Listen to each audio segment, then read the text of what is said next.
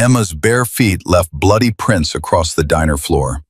Her red dress was torn, dirt streaked across her face, mixing with tears. She screamed at the 8 leather-clad strangers in the corner booth, her voice cracking with pure terror. "Please, they're beating my mama in the parking lot. He's gonna kill her." The Iron Ghost Motorcycle Club looked up from their pancakes. What happened next would make headlines across 3 states and transform this small Montana town forever. But Emma's scream wasn't random. Her mother had been running from a monster for 6 months. Before I tell you how these bikers became unlikely heroes, please subscribe to our channel and hit that notification bell. Stay with me until the end of this story. You won't believe where it goes. And comment below with your city so I can see how far Emma's courage has traveled across the world. 6 months earlier, Rachel Thompson had made the hardest decision of her life. She'd waited until Kyle Morrison left for his Saturday golf game, then threw 2 suitcases in her Honda Civic, one for clothes, one for Emma's stuffed animals and books. She'd withdrawn $3,000 in cash, the maximum that wouldn't trigger bank alerts, and driven away from their Boulder mansion without looking back. "Mama, where are we going?" Emma had asked from the back seat, clutching her favorite teddy bear. "Adventure, baby," Rachel had lied, forcing brightness into her voice. "Just you and me." What she didn't say? They were running for their lives. Kyle Morrison wasn't just any abusive boyfriend. He was the son of Morrison Development Corporation's CEO, a man who owned half of Colorado's commercial real estate. Kyle had connections that reached into police departments, judges' chambers, and private investigation firms. When Rachel had tried to leave him the first time, Kyle had found her within 48 hours. The beating that followed put her in the hospital for a week. "You're mine," he'd whispered in her ear while she lay in that hospital bed, his hand gentle on her broken ribs in a mockery of tenderness. "Nobody leaves me. Nobody." So Rachel learned. She smiled at his dinner parties. She wore makeup to cover the bruises. She played the perfect girlfriend for 3 more years while she secretly saved money, planned escape routes, and waited for the right moment. That moment came when Kyle's father sent him to a development conference in Dubai for 2 weeks. Rachel had 14 days head start. She used 12 of them driving across 4 states, paying cash for everything, sleeping in her car, keeping Emma out of school, becoming a ghost. They'd landed in Whitefish, Montana because Rachel had spent 1 summer here as a teenager. She remembered it as peaceful, remote, the kind of place where a woman and her daughter could disappear. She'd found work as a night shift clerk at a truck stop, rented a tiny apartment above a laundromat, and enrolled Emma in 2nd grade under her maiden name. For 6 months, it worked. Rachel breathed without fear for the first time in years. Emma laughed again, made friends, drew pictures that didn't feature dark shadows in corners. Rachel started to believe they'd actually escaped. She should have known better. On this Saturday morning in late September, Rachel had driven Emma to Rosie's Roadhouse for their weekend tradition. Chocolate chip pancakes and orange juice while they planned their day. They'd parked in the back lot near the dumpsters because Rachel always parked where she could see all exits, a habit born from 3 years of survival instinct. Rachel was unbuckling her seatbelt when the driver's door was yanked open. "Hello, Rachel." Kyle Morrison stood there, 6'4" of entitled rage, wrapped in a $1,000 suit. His handsome face wore that smile, the one that had charmed her years ago, the one that now made her blood freeze. "Kyle," Rachel started, her hand instinctively reaching for Emma in the back seat. "How did you really think you could hide from me?" Kyle grabbed her arm, yanking her from the car with enough force to slam her against the Honda's frame. 6 months. 6 months you made me look for you. Do you have any idea how humiliating that was?" "Mama!" Emma screamed from inside the car. "Stay in the car, baby," Rachel gasped, tasting blood from where her lip had split against her teeth. "Stay in the car and lock—" Kyle's fist cut off her words. The punch landed in her solar plexus, doubling her over, stealing her breath. She tried to scream, but nothing came out except a wheeze. "You made me look weak," Kyle hissed, dragging her between two parked vehicles where they'd be hidden from the diner windows. "You made people question me, ask where my girlfriend went, whisper that maybe I wasn't man enough to keep her." Another punch, this time to her face. Rachel's head snapped back. Stars exploded across her vision. "Stop!" Emma was crying now, her small fist pounding on the car window. "Stop hurting my mama!" "Shut up!" Kyle roared at the child without even looking at her. His attention was fixed on Rachel, on the woman who dared to leave him, on the possession that had escaped. "Do you know how much money I spent finding you? Private investigators in 4 states. I own you, Rachel. I own you, and I'm taking you home." Rachel tried to fight back. She clawed at his face, aimed a knee at his groin, bit his hand when it covered her mouth. But Kyle was twice her size and fueled by 6 months of wounded pride. He slammed her head against the Honda's hood once, twice, 3 times until she stopped struggling. Through the ringing in her ears, Rachel heard Emma screaming. She tried to focus on her daughter's face pressed against the window, tried to mouth the words, "I love you," tried to will her little girl to run, to escape, to save herself. Instead, Emma went silent. For 3 terrible seconds, the child just stared at her mother's bleeding face. Rachel saw the moment Emma made her decision. The 7-year-old unlocked the car door, climbed out the opposite side, and ran. Not away from the violence, toward help. Inside Rosie's Roadhouse, the breakfast crowd was doing what breakfast crowds do on Saturday mornings. Eating, talking, reading newspapers, arguing about football scores. The Iron Ghosts Motorcycle Club occupied their usual corner booth, 8 members who'd been riding together for 15 years. Jake Nomad Carter sat at the head of the table, 45 years old with gray threading through his beard and scars from Kandahar crossing his knuckles. To his left sat Bear, a 300-pound man whose leather vest couldn't hide his gentle nature. To his right, Reaper, whose nickname came from his former job as a mortician, not from any violent tendency. The others, Wheels, Prophet, Shotgun, Ace, and Ghost, completed the Brotherhood. They weren't the criminal stereotype people expected. Jake was a Purple Heart recipient who'd served 3 tours before coming home to a country that didn't know what to do with damaged soldiers. Bear ran a youth boxing gym. Reaper still did funeral services for families who couldn't afford them. They'd formed the Iron Ghosts not as an outlaw gang, but as a family for men who'd lost their place in the world. "Pass the syrup," Bear was saying when the diner's front door exploded inward. The bell didn't chime. It shrieked, torn from its mounting by the force of a small body hitting the door at a full sprint. Every head in the restaurant turned toward the sound. Emma stood in the doorway, 7 years old and 70 pounds of pure desperation. Her feet were bleeding, leaving red prints on the tile. Her red dress was torn at the shoulder. Tears and snot ran down her face, and her voice, when she screamed, carried a terror that silenced every conversation in the room. "Please, somebody, help! They're beating my mama in the parking lot." For a frozen moment, nobody moved. The truckers at the counter stared. The retired couple in the window booth looked shocked. Rosie, the owner, emerged from the kitchen with a dish towel in her hands.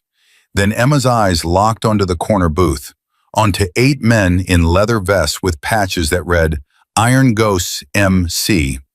She'd heard her mama say once, months ago when they'd first arrived in Whitefish, that bikers sometimes help people. Emma didn't know if that was true, but these were the biggest, scariest-looking people in the diner. And scary meant strong, and strong was what her mama needed right now. Emma ran straight at them. Jake's fork stopped halfway to his mouth. He watched this tiny girl sprint toward him with single-minded purpose, her bare feet slapping against the floor, her face contorted with fear and hope in equal measure. She slammed into the table hard enough to rattle the coffee cups. Her small hands grabbed the edge of Jake's vest, yanking on the leather with surprising strength. Please, mister, Emma sobbed, her words tumbling over each other in desperation. Please, you have to help. The bad man found us. He's in the parking lot and he's hurting my mama really bad, and she can't fight back anymore. And I don't know what to do, and please, please, please. Jake looked into Emma's eyes. He saw terror there, yes, but also a kind of courage that broke his heart. This child had watched something horrible, had processed her options in seconds, and had chosen to run toward strangers instead of away from danger. That took a kind of bravery most adults never found. Where? Jake asked, his voice quiet but carrying absolute authority. Where's your mama? Parking lot, Emma gasped, pointing with a shaking hand toward the diner's back exit. Between the cars.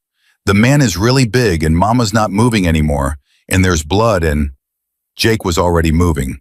He stood so fast his coffee spilled across the table. Bear, Ghost, you're with me. Reaper, call 911. Rest of you secure the exits in case this asshole runs. The Brotherhood moved as one. Years of riding together, of watching each other's backs, of operating on instinct and trust made them flow like water around obstacles. Within 5 seconds they were on their feet. Within 10, half of them were heading toward the back door, while the others positioned themselves at strategic points. Show me, Jake said to Emma, his tone gentle despite the urgency. Emma grabbed his hand, her tiny fingers wrapping around 2 of his scarred knuckles, and pulled him toward the back exit. Hurry, please hurry. He said he was going to take her away forever. They burst through the back door into the parking lot. September sunlight hit them like a slap, the morning brightness a terrible contrast to what they were about to see. Emma pulled Jake between 2 rows of parked cars. There, she whispered, and Jake heard the shift in her voice from desperate to broken. There's my mama. Kyle Morrison stood over Rachel Thompson's crumpled body, his expensive loafers inches from her face, his fist cocked back for another blow. Rachel wasn't moving. Blood pooled beneath her head from where it had struck the Honda's hood repeatedly. Her right arm was bent at an angle arms shouldn't bend. Her face was already swelling, one eye completely shut, her lips split in 2 places. Kyle was breathing hard, not from exertion, but from satisfaction. You're coming home, he was saying to Rachel's unconscious form. You're coming home, and you're never leaving again. Do you hear me? Never. Step away from the woman, Jake said. His voice carried no threat, no anger, just flat, absolute certainty. The tone of a man who'd given orders in combat, who'd faced down insurgents in Kandahar alleys, who knew beyond doubt that he would be obeyed. Kyle's head snapped up, his eyes, wild with adrenaline and rage, focused on Jake, then on Bear and Ghost flanking him. 3 bikers in full leather, arms crossed, faces hard as stone.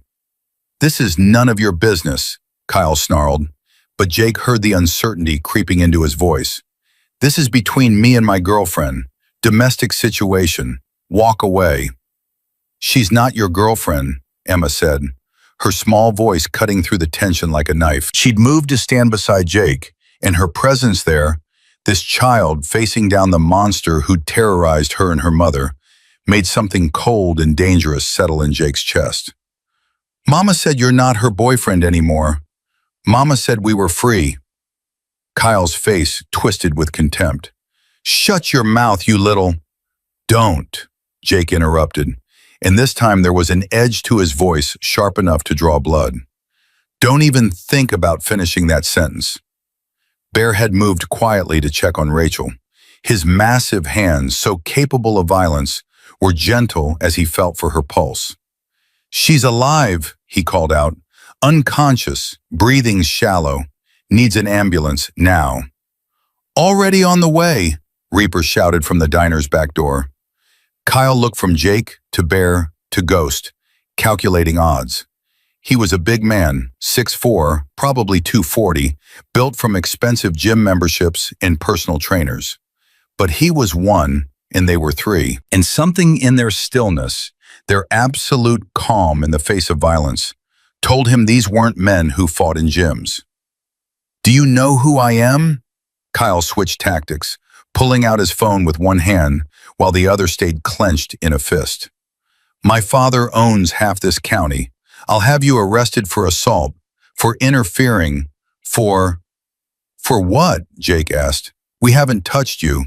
Yet. That last word hung in the air like a blade. Kyle's fingers tightened on his phone. I'll call the police. I'll tell them you attacked me. 3 bikers assaulting an innocent man trying to retrieve his property. Property? Ghost spoke for the first time, his voice low and dangerous.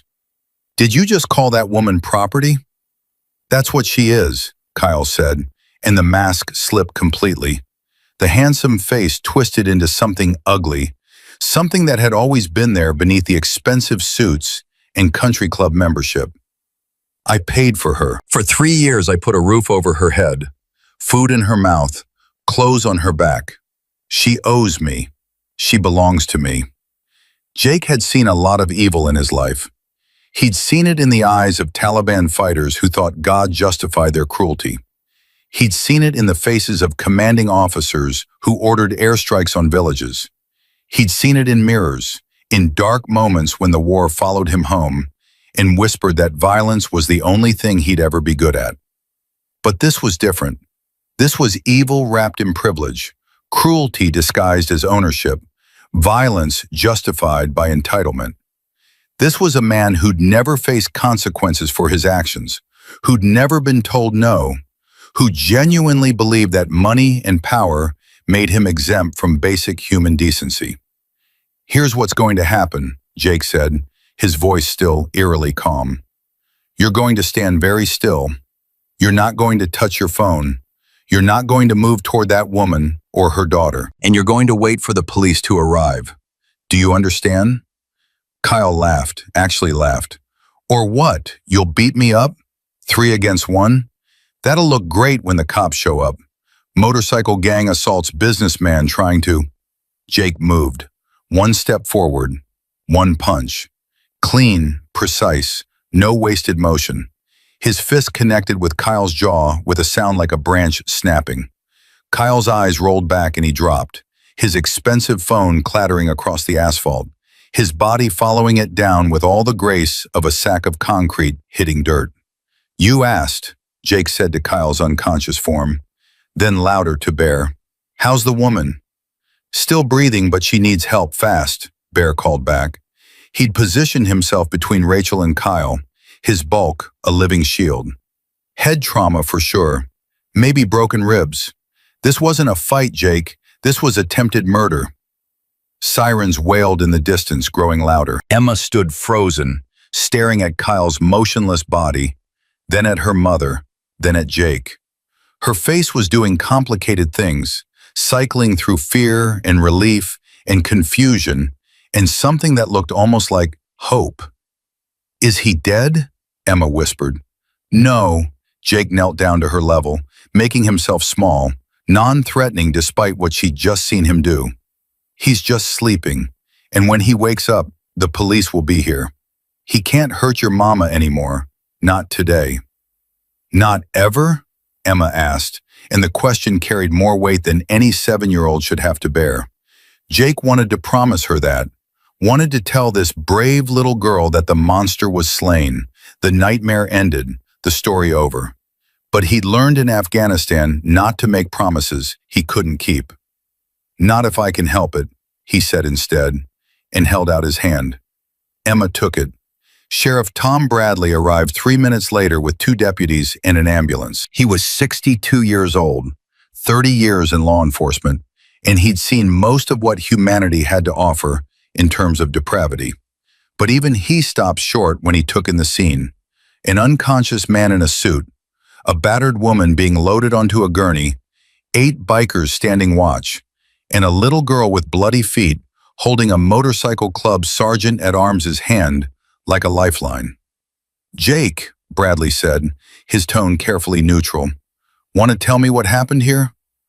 Little girl came running into Rosie's screaming for help, Jake replied, his voice steady. Said someone was beating her mama in the parking lot. We came out, found this man. He gestured at Kyle, who was starting to groan and stir, standing over that woman. She was unconscious. He was about to hit her again. And he ended up unconscious because he fell, Ghost said helpfully. Fell, Bradley repeated, his expression suggesting he knew exactly how much force had helped Kyle's fall. Uh-huh. Ask the kid, Bear suggested, jerking his chin toward Emma. She saw the whole thing. Bradley looked at Emma, and his weathered face softened. He'd been a cop for 3 decades, and he'd developed a sense for truth that rarely failed him. He could see the fear in Emma's eyes, yes, but also something else. Relief. Safety. The look of a child who'd been drowning and finally found solid ground. Honey, Bradley said gently, crouching down to Emma's level. Can you tell me what happened? Emma looked up at Jake as if asking permission. Jake nodded. Truth, kid. Always tell the truth. Emma turned back to the sheriff. Her voice was small but steady. The bad man hurt my mama. He punched her lots of times and her head hit the car and she stopped moving. I got scared, so I ran to get help. The bikers came and told him to stop, but he wouldn't, and he said Mama was his property, and then the biker made him go to sleep so he couldn't hurt Mama anymore. The bad man, Bradley repeated, glancing at Kyle, who was now sitting up and holding his jaw. You know this man? That's Kyle, Emma said, and even his name seemed to taste bitter in her mouth. He's why we had to run away. He hurt Mama before. Lots of times. We drove really far to get away, but he found us anyway. Kyle chose that moment to start talking. That's my girlfriend and her daughter. We had a disagreement. These bikers assaulted me when I was trying to resolve a domestic situation. I want them arrested for assault, for... Shut up, Bradley said flatly. Kyle blinked. Excuse me? I said shut up. You can talk to my deputies, give your statement, but right now I'm talking to this little girl, and you're going to be quiet. Bradley turned back to Emma. Honey, how long has this man been hurting your mama? Forever, Emma whispered. Since before I can remember. Mama tried to leave before, but he always found us. This time we drove for days and days, and Mama thought we were safe, but... She trailed off, looking at the ambulance where paramedics were working on Rachel. Is Mama gonna be okay? Paramedics are taking good care of her, Bradley said, but Jake could hear the concern in his voice. The woman looked bad, really bad. One of the paramedics, a woman named Sarah, who Jake knew from club charity runs, came over. Sheriff, we need to transport now. She's got serious head trauma, possible internal bleeding, broken bones. She needs a hospital. Can I go with her? Emma asked, panic rising in her voice. Please, I can't leave Mama alone. What if she wakes up and I'm not there? What if... You can ride with me in the ambulance, Sarah said quickly. Come on, sweetie. Emma started toward the ambulance, then stopped. She turned back to Jake, this tiny girl with blood on her feet and tears drying on her cheeks. You promise you'll help? You promise he won't hurt Mama again? Jake met her eyes. He thought about all the promises that had been broken in his life, all the times he'd been let down by systems and institutions that were supposed to protect people. He thought about coming home from Afghanistan with medals and scars and no purpose, about finding the brotherhood that had given his life meaning again, about the club's code. Protect the innocent, especially kids. I promise, Jake said, your mama's not alone anymore. Neither are you. Emma nodded once, a solemn gesture that looked too old for her small face, and climbed into the ambulance. As the ambulance pulled away, sirens wailing, Bradley turned to Kyle. Kyle Morrison. Well, heard your name before. Rich family, daddy's got connections. That about right? Kyle was on his feet now, brushing dirt from his expensive suit. His jaw was already bruising, but his eyes held a confident gleam that made Jake's fists clench. That's right, Sheriff. And my father will hear about this, about how I was assaulted by a motorcycle gang while trying to retrieve my girlfriend. Here's what I see, Bradley interrupted. I see a man standing over an unconscious woman in a parking lot. I see witnesses who say they saw you beating her. I see a terrified child covered in her mother's blood. And I see you, with not a mark on you except where someone apparently stopped you. You can't possibly. And here's what I know, Bradley continued. I know Rachel Thompson, that's her name, not property, filed a restraining order 3 weeks ago. Came into my office personally, showed me pictures of old bruises, told me she was scared an ex-boyfriend might find her. Didn't give me a name then because she was terrified. But I'm guessing that ex-boyfriend was you. Kyle's confident expression flickered. She's lying. Those bruises could be from anything. She's unconscious with fresh injuries that match the pattern of fist strikes, and you have torn knuckles. So here's what's going to happen. You're going to get in my patrol car. We're going to the station. You're going to be charged with assault, violation of a restraining order, and we'll see what else the DA wants to add. And then, Bradley leaned in close, his voice dropping to something hard and cold. You're going to call your daddy and his expensive lawyers, and we're going to do this by the book, every single step. This is harassment, Kyle snarled. This is justice, Jake said quietly. Kyle's eyes swung to him, filled with venom. I'll remember you. When I make bail, when my lawyers get me out, I'll remember every face here. You think you can touch me? You think you can put your hands on Kyle Morrison and walk away? I'll destroy you. I'll destroy all of you. I'll keep talking, Bradley said, pulling out handcuffs. Threatening witnesses. That's another charge. As Bradley cuffed Kyle and led him toward the patrol car, Kyle kept talking. This isn't over. You hear me? This isn't over. I'll find her again. I'll take her home where she belongs. Nobody takes what's mine. Nobody.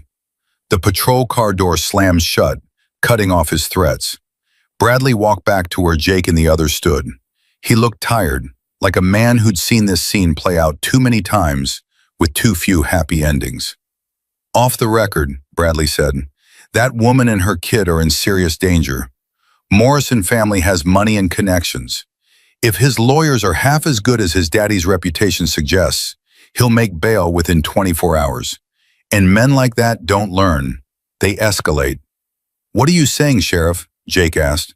I'm saying that restraining orders are pieces of paper. I'm saying that the system doesn't always protect the people who need protecting. Bradley met Jake's eyes. I'm saying that sometimes good people have to stand in the gap. We're not vigilantes, Jake said carefully. Didn't say you were. I'm saying that woman and her daughter need friends. They need a community that gives a damn. They need people who'll answer when she calls for help. Bradley glanced toward the diner, where Rosie and her staff had gathered near the windows, watching. Looks like maybe they found some. Bradley got in his patrol car and drove away, Kyle's rage-filled face visible through the back window. The parking lot fell quiet. 8 bikers stood in a loose circle, processing what had just happened, what they'd just become part of. Well, Bear said finally, guess we're not just having breakfast anymore. Guess not, Jake agreed. He looked down at his hand, at the knuckles already starting to swell from the single punch that had dropped Kyle Morrison. He thought about Emma's desperate plea, about Rachel's battered face, about Kyle's entitled threats. He thought about the promise he'd made to a 7-year-old girl with blood on her feet and fear in her eyes. Inside the diner, through the window, Jake could see Rosie gathering her staff, already organizing something. He knew that look. It was the look of a community deciding to care, to help, to stand together. Jake pulled out his phone and called the club president, a Vietnam vet named Bull, who lived 2 towns over. Yeah, Bull answered. We got a situation, Jake said. Need to call an emergency club meeting. Tonight. What kind of situation? Jake looked at the blood on the asphalt, at the space where Rachel had lain unconscious, at the diner where a little girl had run crying for help and found it. The kind where we decide what brotherhood really means, Jake said. The hospital waiting room smelled like antiseptic and bad coffee. Jake sat in a plastic chair that was too small for his frame, his leather vest creaking every time he shifted. Bear paced near the vending machines. Ghost stood by the window, arms crossed, watching the parking lot like he expected trouble to roll in at any moment. They'd been there for 2 hours.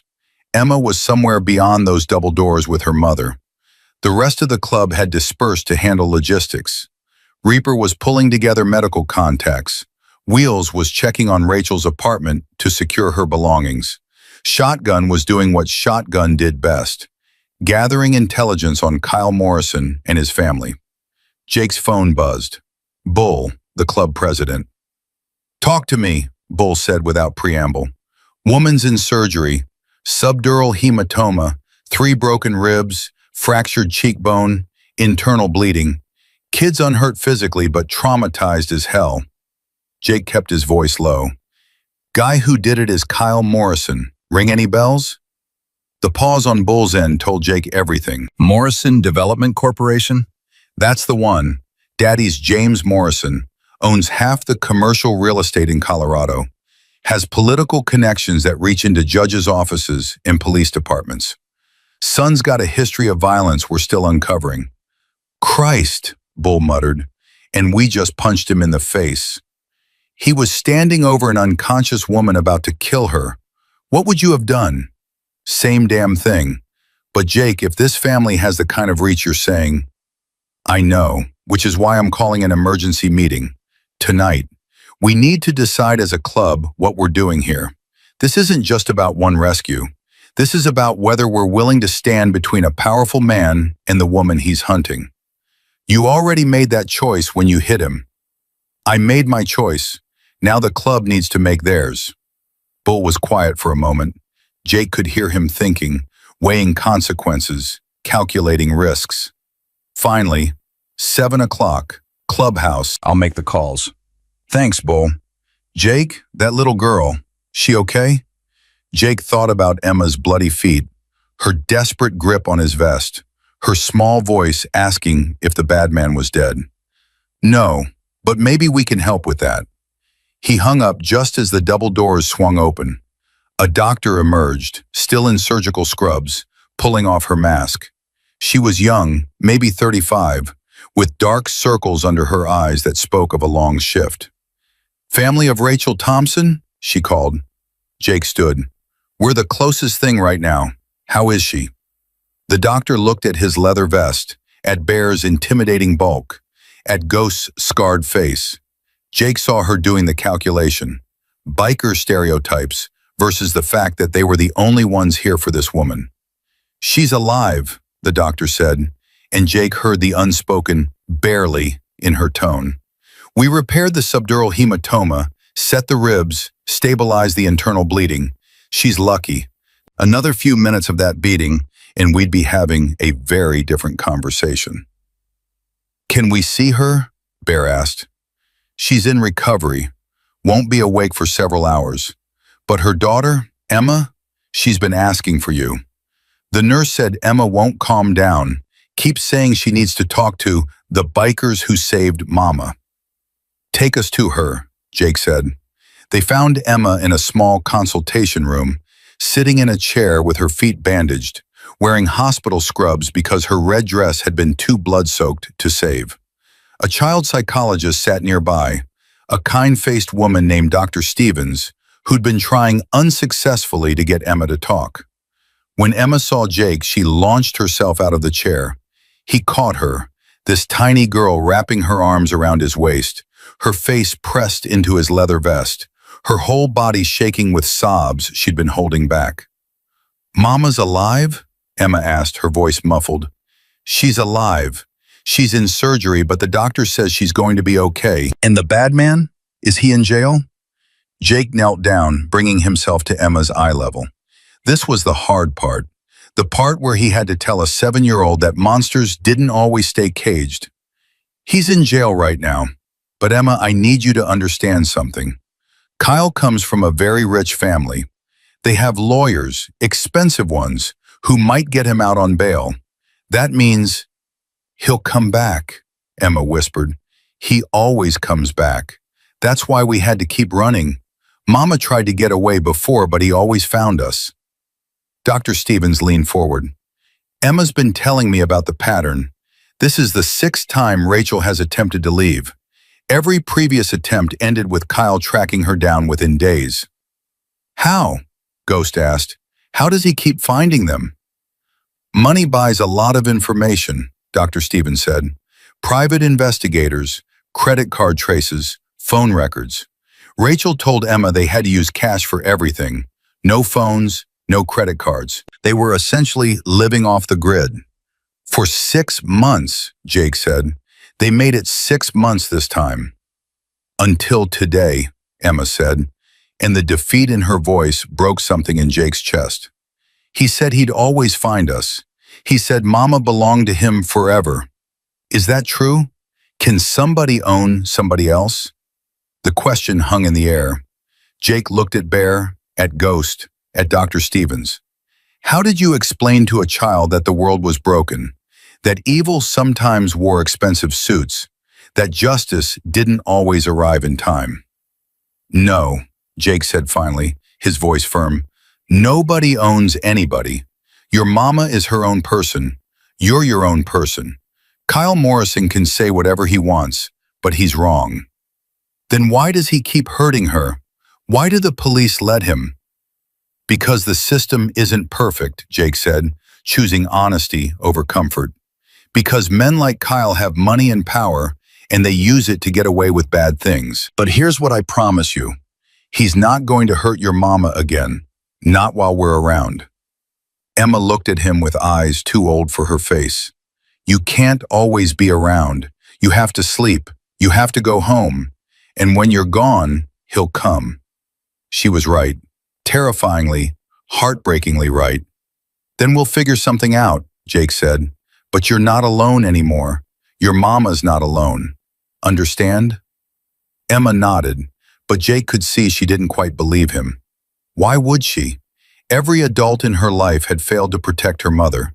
Why should these leather-clad strangers be any different? Bear's phone buzzed. He stepped into the hallway to take the call, came back 2 minutes later with his face tight. That was Shotgun.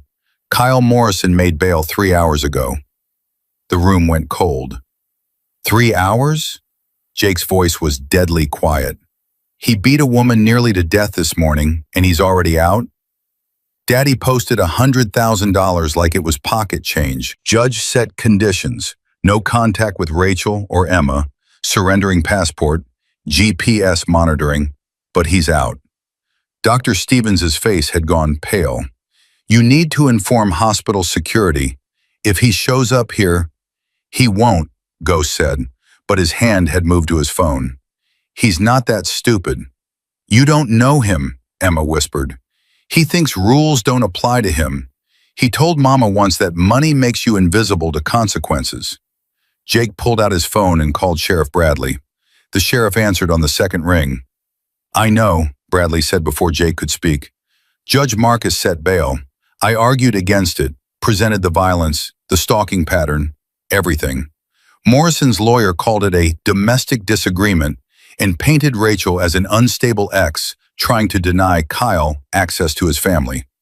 Family? They're not married. Emma's not his kid. Lawyer spun it that Kyle and Rachel had been living as a committed couple, that he'd been supporting them financially, that Rachel had abandonment issues. Made it sound like she was the problem. That's insane. That's expensive legal representation. Bradley's frustration was evident.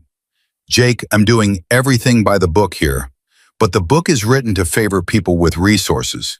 You understand what I'm saying? Yeah, I understand that justice costs more than most people can afford. I've got a patrol car assigned to the hospital, at least for tonight. After that, budget constraints. I can't promise protection beyond the standard restraining order, which is worth about as much as the paper it's printed on. In cases like this, usually less. Bradley paused. What are you planning, Jake? Nothing illegal, if that's what you're asking. That's not what I'm asking. I'm asking if you and your club are about to make this situation more complicated. We're about to make it safer for a woman and her kid. If that complicates Kyle Morrison's life, well, that's just unfortunate. Bradley sighed. Be careful. The Morrison family plays for keeps. They've buried lawsuits. made criminal charges disappear, ruined people who crossed them. You're stepping into deep water. Wouldn't be the first time. Jake hung up and looked at his brothers. We need that club meeting, now. The Iron Ghost Clubhouse sat 15 miles outside Whitefish, on 20 acres of pine forest. It wasn't much, a converted barn with a bar, pool tables, and a long oak table where decisions got made. By the time Jake, Bear, and Ghost arrived at 7 o'clock, the parking lot was filled with motorcycles. 20 members showed up, some from 2 hours away, all answering Bull's call.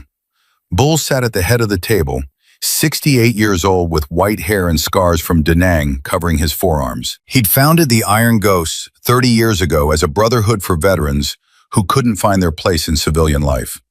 The club had evolved, added non-military members, but it kept its core principle: protect those who can't protect themselves. All right, Bull said when everyone was seated. Jake, give us the situation. Jake stood. He walked them through everything: Emma's desperate plea, finding Rachel beaten unconscious, Kyle Morrison's entitled rage, the arrest, the bail, the hospital, Emma's fear that the monster would always find them. So what are you asking? One member said. His name was Priest, former Navy chaplain, skeptical by nature. Are we talking about providing short-term protection until she gets relocated? Or are we talking about something more? I'm talking about whatever it takes to keep Rachel and Emma safe, Jake said. Could be short-term, could be long-term, could be we help her get to a shelter in another state, set her up with a new identity. Could be we establish a protection network here so she doesn't have to run anymore. We're not bodyguards, Priest objected. We've got jobs, families, lives. How many of us can commit to 24/7 protection detail? We rotate shifts, Bear suggested. Cover the hospital while she's recovering, then her apartment when she's released. We've got enough members to maintain coverage. For how long? Another member asked. A week? A month? Morrison's not going to stop. You said yourself he's tracked her down 6 times. He's got resources, patience, and a judge who'll set bail low enough that consequences don't matter. Then we make him stop, Ghost said quietly. The room went silent. Everyone understood what Ghost was suggesting, and everyone understood why it couldn't be said explicitly. We're not talking about violence, Bull said firmly. We operate within legal boundaries, always. Legal boundaries that favor rich abusers over victims, Jake shot back. I've seen how this plays out, Bull. Rachel gets a restraining order, piece of paper.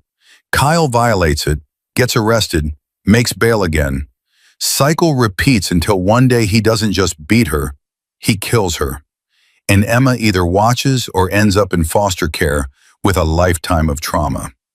So what's the alternative? Priest demanded. We adopt them? Make them club mascots? We've got our own problems without taking on every domestic violence case in Montana. Jake felt his temper rising, forced it down. This isn't every case. This is a little girl who ran to us for help, who looked at 8 strangers and decided we were her best chance. And we answered. We can't just walk away now because it's inconvenient. It's not about inconvenience, Priest said, his voice softer. It's about sustainability. It's about making promises we can keep. What happens when Morrison escalates? When he comes after us? We've got members with families, with kids of their own. Are we putting them at risk? The question landed hard. Jake looked around the table at faces he'd ridden with for years. Priest wasn't wrong. The Morrison family had power, and power could hurt people in ways that went beyond physical violence. Lost jobs, custody battles, legal harassment. I'm not asking anyone to do anything they're not comfortable with, Jake said finally. But I made a promise to a 7-year-old kid that she and her mother wouldn't be alone. I'm keeping that promise whether the club backs me or not. Bull raised his hand, quieting the murmurs. Let's vote. All in favor of establishing club protection for Rachel Thompson and her daughter Emma, duration to be determined based on threat assessment, raise your hand. Jake raised his hand immediately. Bear and Ghost followed. Then Reaper, Shotgun, Wheels, Ace. One by one, hands went up. Not all of them. Priest abstained along with 2 others. But enough. 15 out of 20. A clear majority. Motion carries, Bull said. Jake, this is your operation. Coordinate protection schedules. Maintain contact with law enforcement. Keep me updated on any developments. But hear me clearly. We do this smart. No vigilante justice. No escalation into illegal territory. We protect. We document. We work with the system, even when the system's failing. Understood? Understood, Jake said. Good. Now somebody needs to tell Rachel Thompson she's got a motorcycle club watching her back. Might be confusing when she wakes up and sees leather vests outside her hospital room. I'll tell her, Jake said, if she ever wakes up. She woke up at 2 in the morning. Jake was sitting outside her room when the nurse came out, looking surprised to find him still there. She's conscious, the nurse said, disoriented, in pain, but conscious. Are you family? Close enough, Jake said. She's asking for her daughter.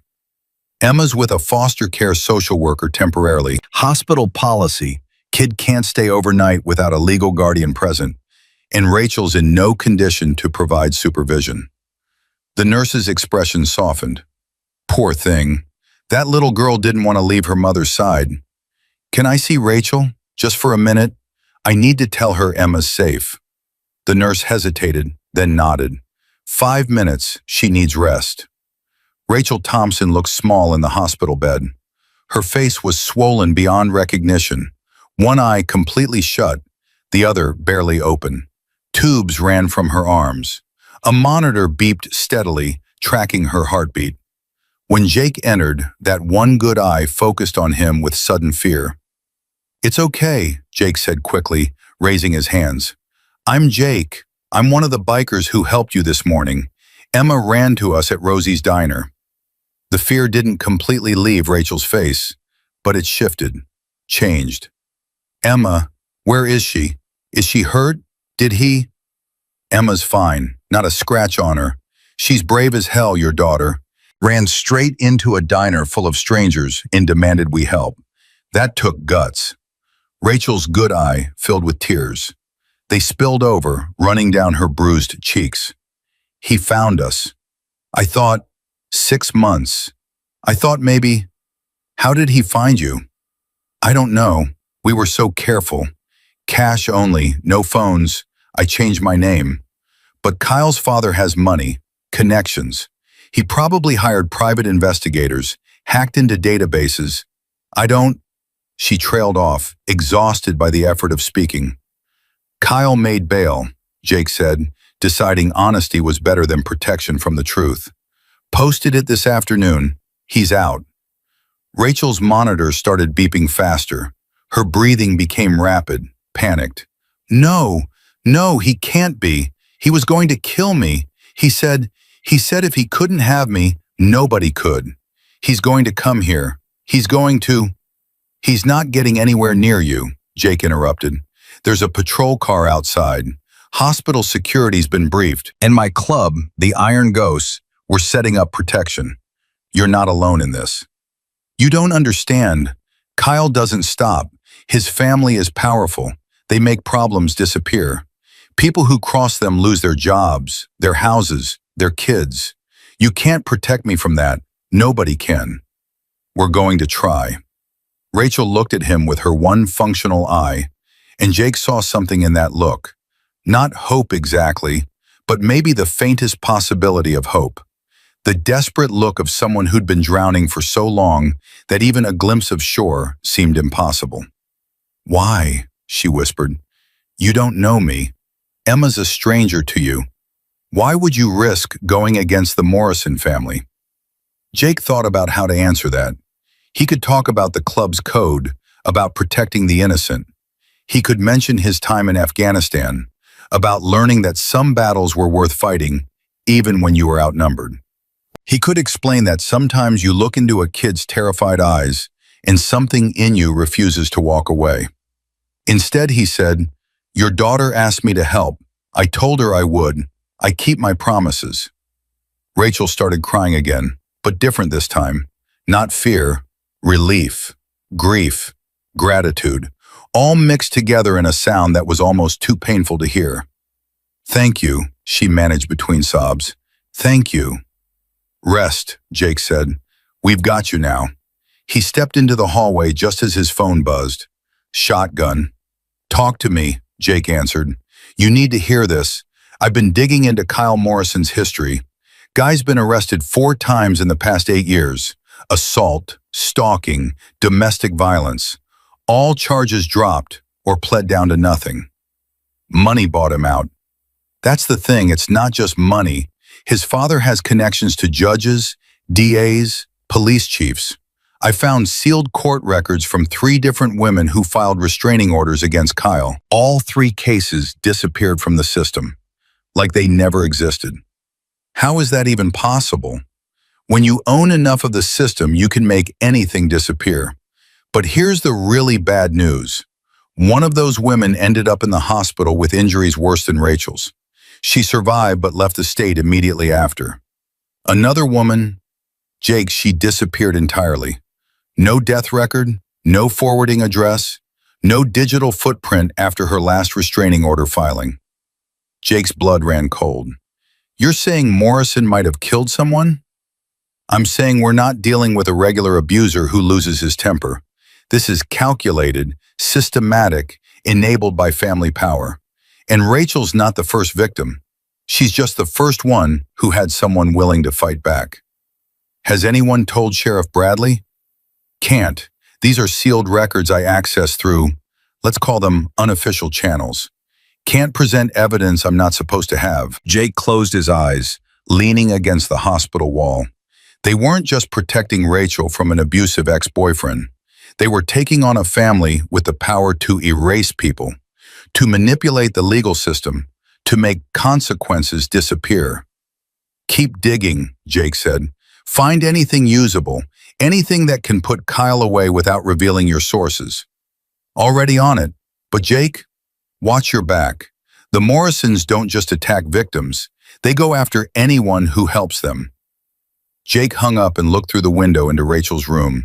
She'd fallen asleep, her bruised face finally relaxed, monitors beeping steadily. Down the hall, he could see Bear standing watch, a mountain of leather and muscle, making sure nobody unauthorized came anywhere near. His phone buzzed again. Unknown number. He almost didn't answer. Hello? Jake Carter. The voice was male, smooth, educated, dangerous. My name is James Morrison. I believe you assaulted my son this morning. Jake's hand tightened on the phone. Your son was beating a woman to death. I stopped him. My son was retrieving his girlfriend, who'd stolen money and run away with his stepdaughter. You interfered in a family matter. Emma's not his daughter. Rachel's not his property. And from what I hear, your family specializes in making violent crimes disappear. A pause. Then James Morrison's voice came back colder. I've been very patient with Rachel's instability, but you and your motorcycle friends have complicated things. I'm calling to offer you an opportunity to step back, apologize for the assault, and let my family handle our private business. That's not going to happen. Then let me be clear about what will happen. I know everything about you, Mr. Carter. Dishonorable discharge from the Army, not quite as heroic as you tell people, is it? Failed marriage, substance abuse issues after Afghanistan, 3DU. Is that somehow got reduced to reckless driving? You're one bad decision away from losing everything. You don't scare me. I'm not trying to scare you. I'm trying to educate you about reality. My family has relationships with every judge in this county, half the state legislature, and 3 federal prosecutors. We've crushed people with more resources than your little motorcycle club. So here's what's going to happen. You're going to stay away from Rachel and her daughter. My son is going to bring them home where they belong, and you're going to forget this morning ever happened. Or what? Or I'll destroy you, your club, everyone you care about. I'll start with having your nonprofit status revoked. Yes, I know about your veteran outreach programs. Then I'll have code enforcement visit your clubhouse, OSHA inspect your businesses, IRS audit your members. I'll file restraining orders painting you as a stalker. I'll leak your military records to the media, the parts you've worked very hard to keep buried. And when I'm done, the Iron Ghost won't exist anymore, except as a cautionary tale. Jake felt rage building in his chest, hot and familiar.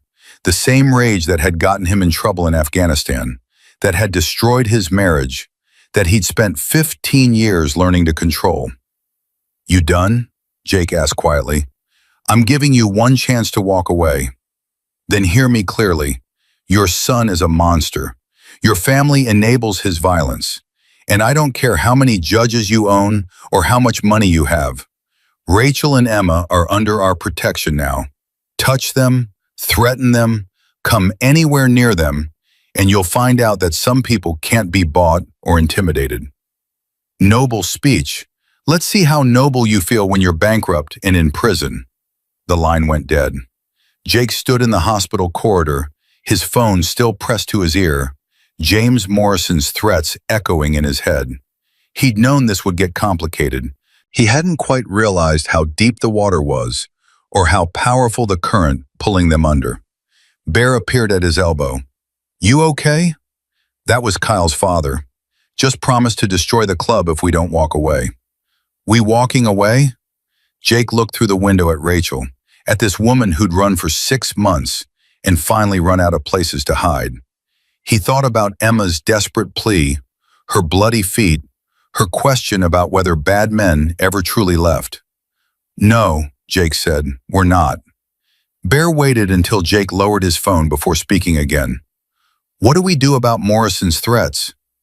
Document everything. Record phone calls if he contacts us again, and we don't blink. Jake's jaw was set. He's counting on us being scared of his money and power. We show him that doesn't work on us. And when he follows through, when the code enforcement shows up, when the IRS starts auditing, then we deal with it. But we don't abandon Rachel and Emma. Not now, not ever. The first pressure came within 24 hours. Reaper's funeral home received a visit from the health department, citing violations that had never existed before. Wheels got a call from his employer asking pointed questions about his motorcycle club affiliations. Shotgun's landlord suddenly wanted to renegotiate his lease with triple the rent. They're making good on the threats, Reaper said during an emergency phone conference that evening. Morrison's people are targeting us individually. Can you handle it? Jake asked. Health department violations are bogus. I'll fight them, but it's going to cost legal fees I wasn't planning on. Same here, Wheels said. My boss got a call from someone claiming I was using company equipment for illegal purposes. Completely fabricated, but now I'm under internal investigation. This is what they do, Jake said. They make your life difficult enough that walking away seems easier than staying. Question is, are we walking? Silence on the line. Then Reaper. No, if we walk from this, we're not the club I thought we were. Agreed, Wheels said. My job will sort itself out. Truth matters. One by one, the members checked in. Nobody was walking. The Morrison family had underestimated what they were dealing with. Men who'd faced worse threats than lawsuits and regulatory harassment. At the hospital, Rachel was recovering faster than the doctors expected. On day 3, she was sitting up in bed when Jake visited. The swelling in her face had gone down enough that he could see what she actually looked like. Late 30s, dark hair, a tiredness in her eyes that went deeper than physical exhaustion. Emma came to see me this morning, Rachel said. Her voice was clearer now, stronger. She told me about the bikers who saved us, said you promised we wouldn't be alone. That's right. Why? Jake sat in the chair beside her bed. Your daughter ran into a diner full of strangers and trusted us to help. That's not something I take lightly. Kyle's father called you, didn't he? I heard the nurses talking. They said Morrison's people have been making inquiries about my condition, about security protocols, about who's been visiting. He called, made threats, promised to destroy the club if we didn't back off. Rachel's good eye, both were functional now, though one was still badly bruised, filled with fear. Then you should walk away. I'm not worth destroying your lives over. Emma and I will figure something out. We always do. By running again? Changing names again? Waiting for Kyle to find you again? Jake leaned forward. Rachel, how many times has this cycle repeated? She looked away. 6 times. He found me 6 times. What happened those other times? The first time, I went to the police, filed a report. They talked to Kyle. He denied everything. His lawyer made me look unstable. Nothing happened. The second time, I got a restraining order. Kyle violated it within a week. He showed up at my work, told my boss I was mentally ill, got me fired. I moved towns. He found me in 3 days. And the third time, Rachel's hands twisted in the hospital blanket. I ran farther, different state, changed my hair, my name, worked under the table, paid cash for everything. He found me in 6 weeks, showed up at Emma's school, told the principal he was her stepfather, that I'd kidnapped her. They almost called child services before I could prove he was lying. Jesus. The fourth time, I fought back. I had a friend who taught me self-defense. When Kyle came for me, I broke his nose. He pressed charges for assault. His lawyers painted me as violent and unhinged. I ended up with a criminal record, and he walked free. Jake felt rage building in his chest, the same rage that had been simmering since he'd seen Rachel's beaten body in that parking lot. And the fifth time? I tried to disappear completely. No job, no apartment, lived in my car with Emma for 3 months. We bathed in gas station bathrooms, ate from food banks. Kyle still found us. I don't know how. He just did. So you ran to Montana. I thought maybe this time, 6 months. That was longer than I'd ever made it before. I started to believe we were actually safe. Her voice broke. I let Emma start school. I got a real job. I stopped looking over my shoulder every second. And that's when he found us. It's not your fault. Isn't it? I chose him. Years ago, I thought Kyle was charming, successful, everything I wanted. By the time I saw what he really was, I was already trapped. He trapped you. There's a difference. Jake paused. Rachel, has Kyle ever hurt Emma? No, never physically, but she's seen everything, heard everything. She's grown up watching her mother get beaten and being powerless to stop it. That's its own kind of damage. As if summoned by her name, Emma appeared in the doorway. The foster care worker who'd been supervising her visits stood behind her, but Emma only had eyes for her mother. Mama, Emma said, and Rachel opened her arms. The little girl climbed onto the bed, careful of the IV lines and monitors, and buried her face in Rachel's neck. I'm okay, baby, Rachel murmured. I'm okay. The lady said I have to stay with her until you're better, Emma said, her voice muffled. But I want to stay with you. I don't like being away. What if the bad man comes? He can't come here. There are police watching, and the bikers are here too. Emma lifted her head and looked at Jake. Are you really going to keep us safe? Forever? That question again. The one Jake couldn't quite answer honestly without breaking this child's heart. We're going to do everything we can, he said carefully. But Emma, I need you to be brave for me. Can you do that? I'm tired of being brave. I just want the bad man to go away forever. Me too, kid. Me too. The foster care worker stepped forward. I'm sorry, but visiting hours are almost over. Emma needs to come with me. No, Emma clutched her mother tighter. I want to stay with Mama. I know, sweetie, but the rules. Please, Rachel said, her voice tight. Just 5 more minutes. The worker softened. 5 minutes, that's all I can give you. When they were alone, the worker had stepped into the hallway. Emma looked up at her mother. Mama, are we going to have to run away again? Rachel's eyes found Jake's. He could see the question there, the desperate hope that maybe this time would be different. That maybe these strangers in leather vests could do what the police and the courts and 6 different cities had failed to do.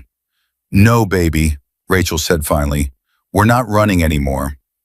"But he always finds us." "Not this time." "How do you know?" "Because this time we have help. Real help." Emma looked at Jake. "You promise?" Jake thought about James Morrison's threats, about Kyle's pattern of violence, about sealed court records and women who'd disappeared. He thought about the odds stacked against them, about power and money in a system designed to protect people like the Morrisons. Then he looked at this 7-year-old girl who'd been forced to grow up too fast, who'd run barefoot across gravel begging strangers for help, who deserved better than a childhood spent fleeing from monsters. "I promise," Jake said. It was a promise he'd have to keep or die trying. That night, Shotgun called with news. "Got something. Kyle's GPS monitor from his bail conditions? He's been testing the boundaries. Drove past Rachel's old apartment 3 times yesterday. Got within 2 blocks of the hospital this morning before turning around." "He's planning something," Jake said. "That's what I think. He's mapping routes, testing response times, seeing how close he can get before anyone notices." "Can we use this to get his bail revoked?" "Need proof he's violating the restraining order. Being in the general vicinity isn't enough. He'd need to actually approach Rachel or Emma or make contact." "So we wait for him to make a move? Or we force his hand, make him desperate enough to do something stupid?" "I don't like using Rachel and Emma as bait." "We're not. We're just making sure when he does come, and he will, we're ready." Jake hung up and stared at his phone.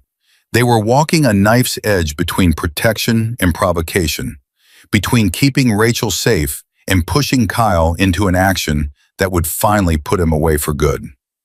3 days later, the knife fell. Jake was on night watch outside Rachel's hospital room when Bear called. "We've got movement. Kyle's GPS monitor shows him heading toward the hospital. He's 10 minutes out. Call Sheriff Bradley. Get patrol units here now." "Already done. They're 5 minutes behind Kyle." Jake stepped into Rachel's room. She was asleep, finally resting without nightmares. He hated to wake her, but she needed to know. "Rachel," he touched her shoulder gently. "Rachel, wake up."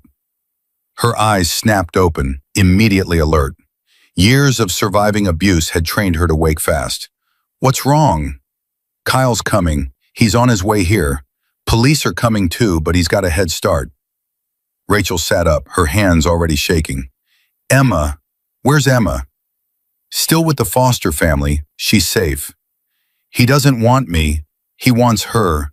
He always said Emma was proof of his ownership, that a real man controls his family. If he can't have me, he'll take her just to prove he can. He doesn't know where Emma is. He has money, private investigators. He'll find out." Rachel grabbed Jake's arm. "You don't understand. Kyle doesn't think like normal people. To him, Emma is property he's owed. He'll take her and disappear. I'll never see her again." Jake's phone rang. "Shotgun. Change of plans. Kyle's GPS monitor stopped transmitting 2 minutes ago." "What do you mean, stopped?" "I mean, he cut it off. Bail violation, sure, but now we have no idea where he is. Could be heading to the hospital still. Could be heading to Emma," Jake finished. He turned to Bear, who'd entered the room. "Get to the Foster family's house. Now, take Ghost and Wheels. Protect Emma at all costs." Bear was already moving. Jake called the foster care worker, a woman named Susan Martinez. She answered on the 4th ring, sounding sleepy. "Ms. Martinez, this is Jake Carter with the Iron Ghosts. Is Emma there? Is she safe?" "Of course she's here. She's asleep in the guest room." "Why? What's—" "Lock your doors. Don't open them for anyone. Kyle Morrison has violated his bail conditions, and we believe he might be coming for Emma." He heard her sharp intake of breath. "Oh God, okay, I'm locking everything now. Should I call the police?" "Already done. Officers are on the way. So are some of my people. You see anyone approaching the house, anyone at all, you call 911 immediately." "How much time do we have?" "I don't know, maybe 10 minutes, maybe less." Jake heard sounds from her end, locks clicking, chains sliding into place. Then a small voice. "Miss Susan, what's happening? Why are you scared?" Emma, she'd woken up. "Put her on," Jake said. A moment later, Emma's voice came through the phone. "Mr. Jake, is the bad man coming?" "Maybe, kid, but we're not going to let him get to you. Bear and some of the other bikers are on their way. Police too. You're going to be fine." "I'm scared." "I know, being scared is okay. But Emma, I need you to be brave one more time. Can you do that?" "I don't want to be brave anymore. I just want my mama." Jake heard a sound in the background on Emma's end. A car door closing, then another. Susan's voice, sharp with fear. "There's a car in my driveway. A black Mercedes. A man is getting out." Jake's blood turned to ice. "Is it Kyle?" I can't see his face. It's too dark, but..." Another voice, male, muffled through the phone. "Susan Martinez? I'm Kyle Morrison. I believe you have my daughter inside. I'd like to see her." "He's at the door," Susan whispered. "Oh God, he's at the door." "Don't open it," Jake said. "Don't open the door under any circumstances." "Emma's not his daughter," Susan said, her voice stronger now, directed at Kyle through the door. "And there's a restraining order. You need to leave." "I have a court order."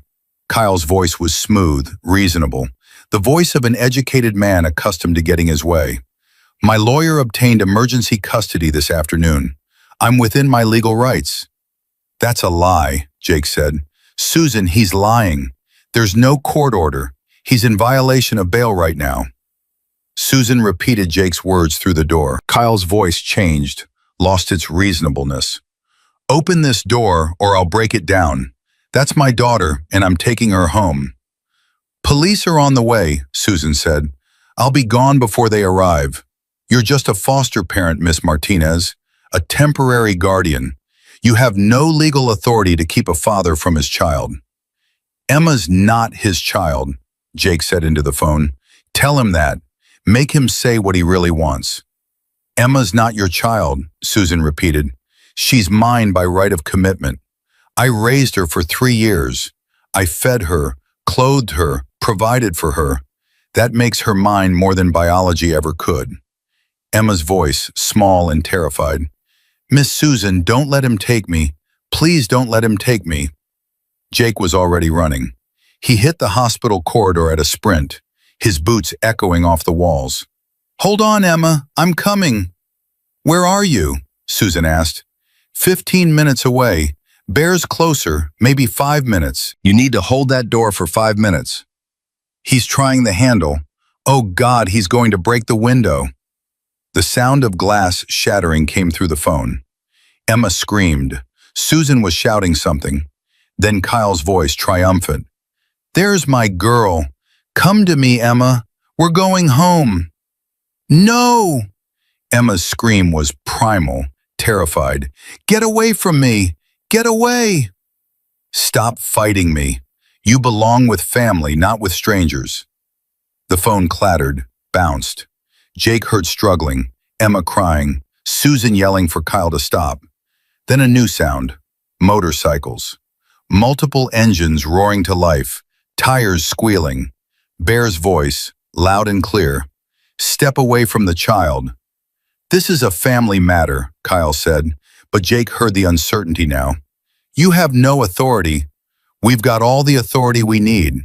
It's called being human beings who don't let grown men terrorize children. Now step away before I make you step away. You touch me and I'll have you arrested for assault. I'll sue you for everything you own. The phone cut out. For 10 terrible seconds, Jake heard nothing. Then it reconnected, and Emma's voice filled his ear. "Mr. Jake, the bikers are here.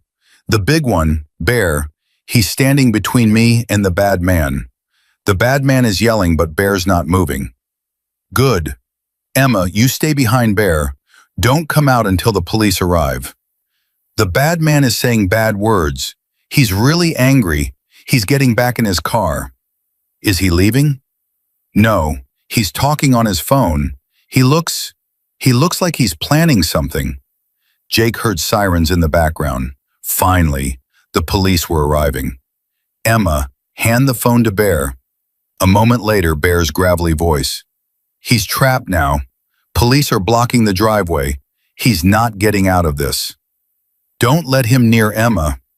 Wasn't planning on it, but Kyle Morrison had grown up with money and power, and men like that never believed consequences would actually touch them. Instead of surrendering, instead of accepting that he'd been caught violating bail and attempting to kidnap a child, he did something nobody expected. He grabbed Susan Martinez. "Nobody moves!" Kyle's shout carried through the phone. "Nobody comes near me or I'll hurt her." "He's got the foster lady," Bear said, his voice tight. "Got his arm around her throat. This just became a hostage situation."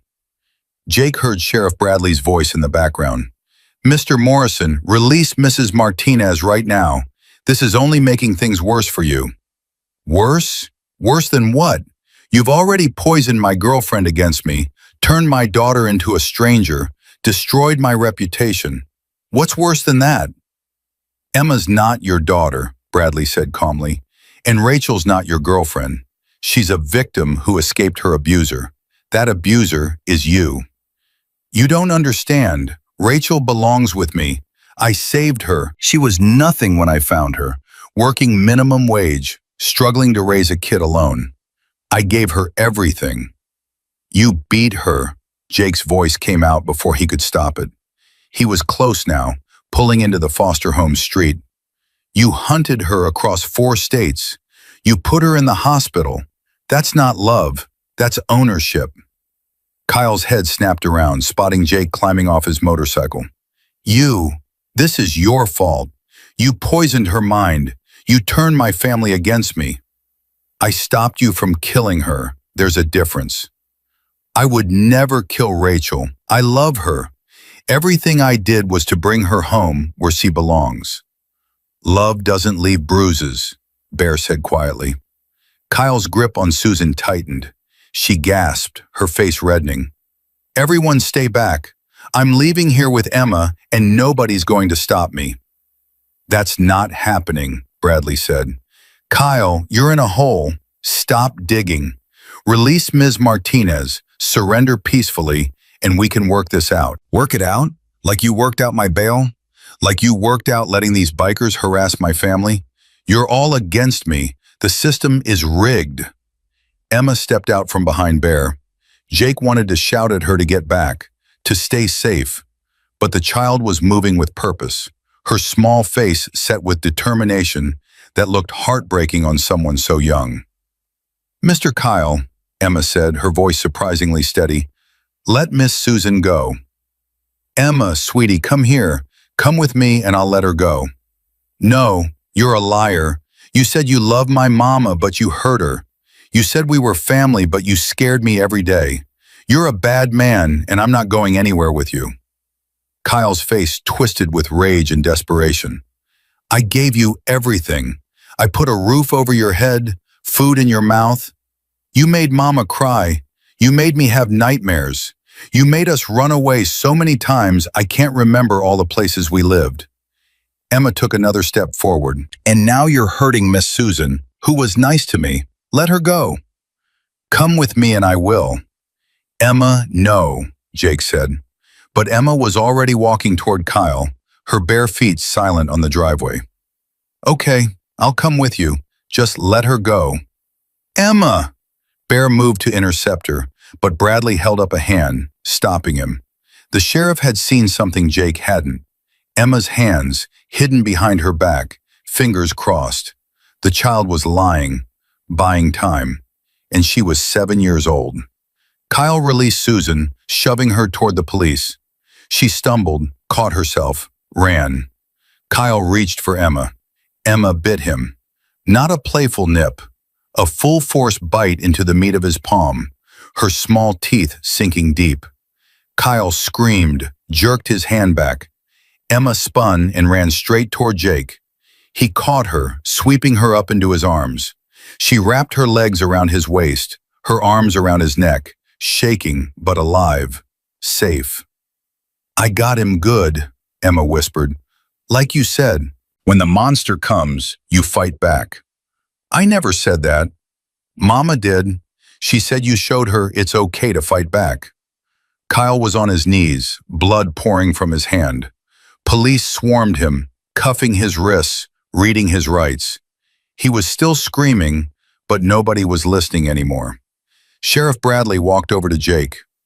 That little girl just assaulted her potential kidnapper. Self-defense, Jake said. Agreed. Also, bravest thing I've seen in 30 years of law enforcement. Bradley looked at Emma, still clinging to Jake. You okay, sweetheart? Emma nodded against Jake's shoulder. Kyle Morrison, you're under arrest for violation of bail, attempted kidnapping, assault, and unlawful restraint. We're also calling the FBI because crossing state lines to stalk and harass makes this federal. Kyle's face went white. Federal? You can't. My father will. Your father can't make federal charges disappear. Welcome to consequences, Mr. Morrison. As they loaded Kyle into the patrol car, he caught Jake's eye. The entitled rage was gone, replaced by something colder. Calculation. Planning. This isn't over, Kyle said quietly. You think federal charges scare me? My family's dealt with worse. I'll be out, and when I am, I'll finish what I started. Jake held Emma tighter. You'll have to go through me first. That can be arranged. The patrol car pulled away and Jake felt Emma's small body finally relax against his chest. She'd been holding herself rigid, ready to fight or run, and only now did she allow herself to feel safe. Can I see my mama now? Emma asked. Yeah, kid. Let's go see your mama. Rachel was sitting up in her hospital bed when Jake carried Emma through the door. Mother and daughter locked eyes, and something passed between them that didn't need words. Emma scrambled down from Jake's arms and ran to the bed, climbing up carefully, mindful of the IV lines. You bit him, Rachel said, and there was something in her voice Jake couldn't quite identify. Pride, maybe, or grief that her 7-year-old had needed to defend herself with teeth. He was hurting Miss Susan. I had to make him let go. Emma burrowed into her mother's arms. Are you mad? No, baby, I'm not mad. I'm just sorry you had to be that brave. Mr. Jake said it's okay to fight back when the monster comes. Rachel's eyes found Jake's over Emma's head. Did he? Actually, Emma said you told her that. Said I showed you it was okay. Rachel's expression shifted, softened. You did. When you stopped Kyle in that parking lot, when you didn't hesitate, when you chose us over safety, yeah, you showed me it was okay to stop running. A nurse appeared in the doorway. I'm sorry, but we have officers here who need to speak with you, Miss Thompson. And with you, Mr. Carter. 2 FBI agents stood in the hallway, their suits and serious faces a stark contrast to the hospital's sterile environment. The lead agent was a woman in her 40s, with sharp eyes and graying hair pulled back in a bun. Miss Thompson, I'm Agent Sarah Chen. This is Agent Marcus Webb. We need to ask you some questions about Kyle Morrison's pattern of stalking and abuse. Rachel's hand tightened on Emma. Can my daughter stay? Actually, we'd prefer to speak with you privately. Child Services is sending someone to... No. Rachel's voice was firm. Emma stays with me. She's been through enough separation. Whatever you need to ask it with her here. Agent Chen hesitated, then nodded. All right, but Mr. Carter, we need to speak with you separately. There are some questions about the incident in the diner parking lot. Jake's stomach tightened. He'd known this was coming. The scrutiny, the investigation into whether he'd used excessive force when he'd punched Kyle. Am I being charged with assault? That's what we're trying to determine. There's been pressure from the Morrison family to pursue charges. They're claiming you attacked their son unprovoked. That's a lie, Emma said suddenly. Her small voice carried absolute certainty. The bad man was hurting my mama. Mr. Jake made him stop. That's not attacking. That's helping. Agent Webb knelt down to Emma's level. Emma, we're going to need you to tell us exactly what you saw that morning. Can you do that? I already told the sheriff. I told Miss Susan. I told the nurses. How many times do I have to tell it?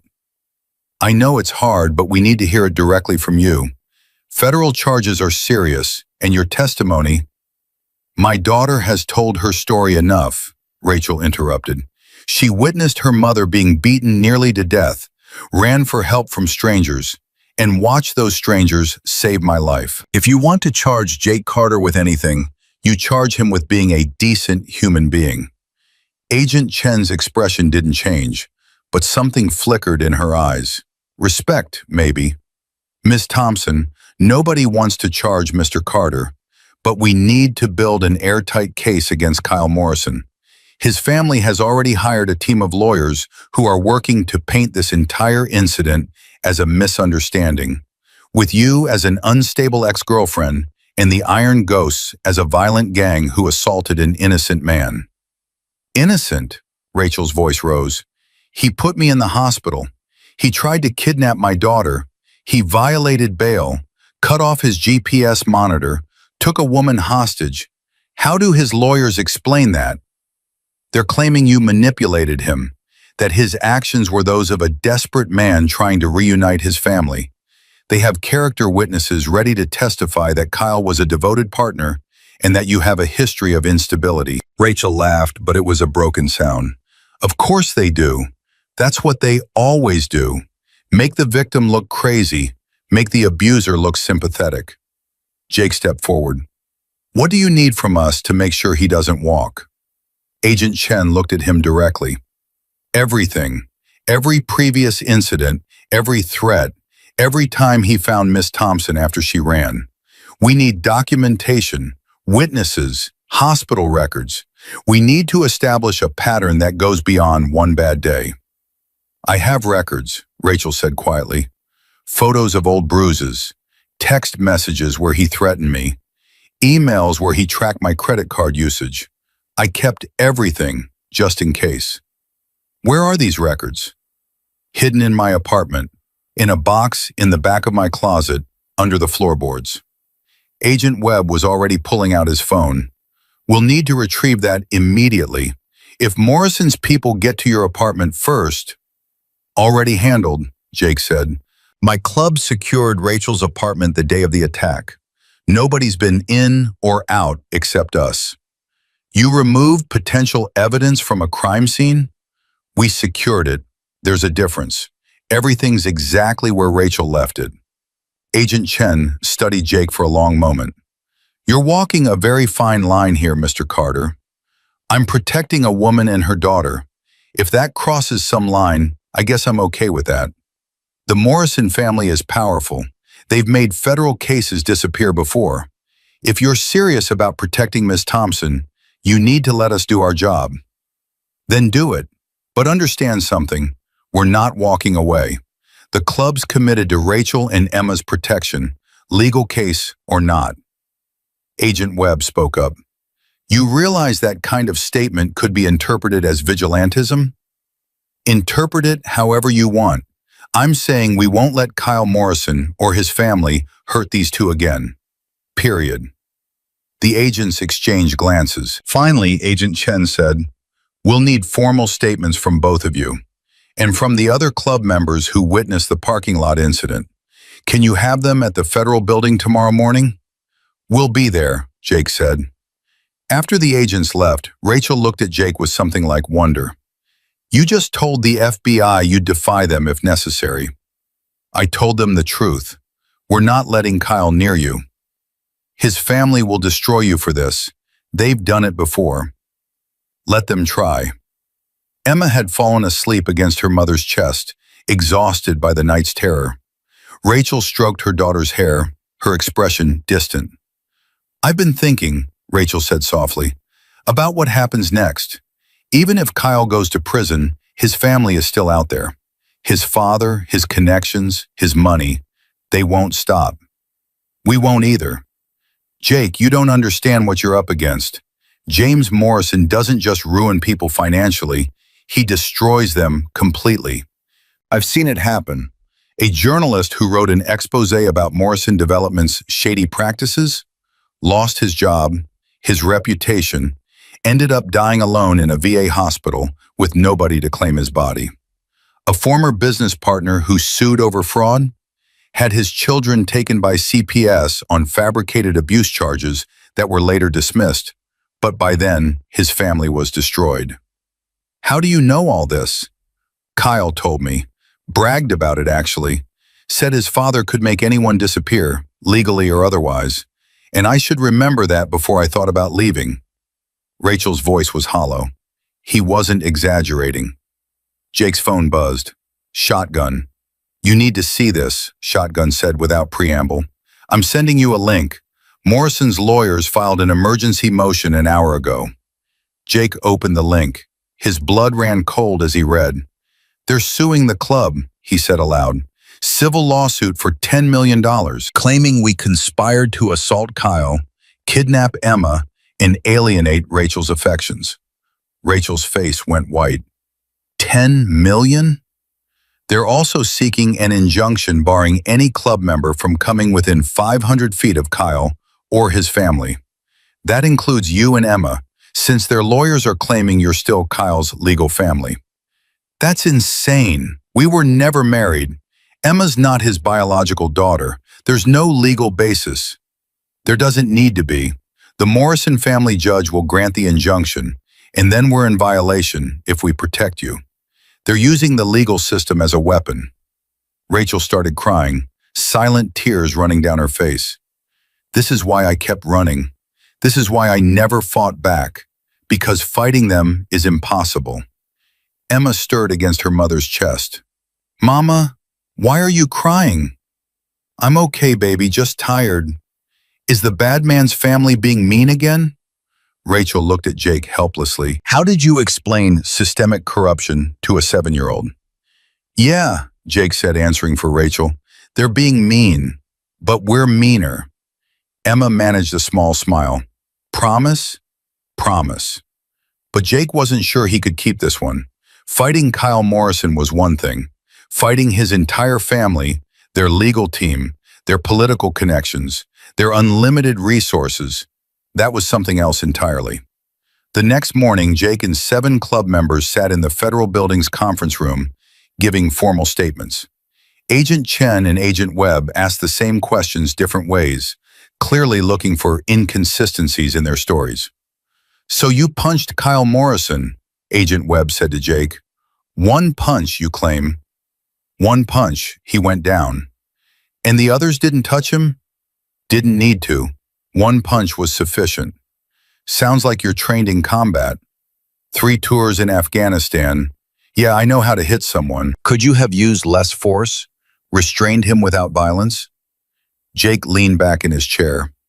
Could I have asked nicely while he beat Rachel to death? Could I have reasoned with a man who'd tracked a woman across 4 states? Could I have talked down someone who'd violated every restraining order, every bail condition, every boundary of human decency? He leaned forward.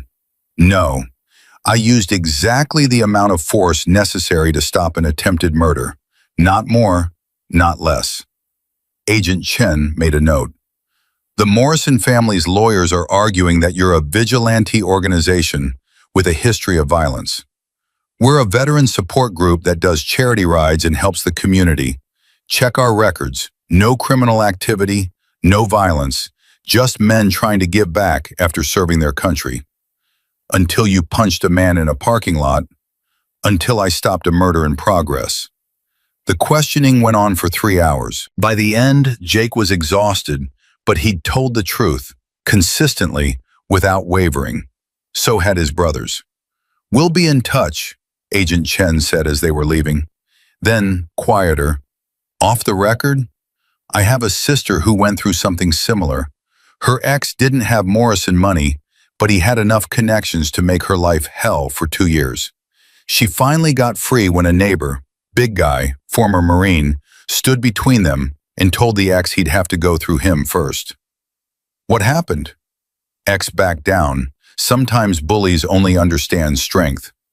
She met Jake's eyes. I'm not supposed to say this, but I hope you build an airtight case.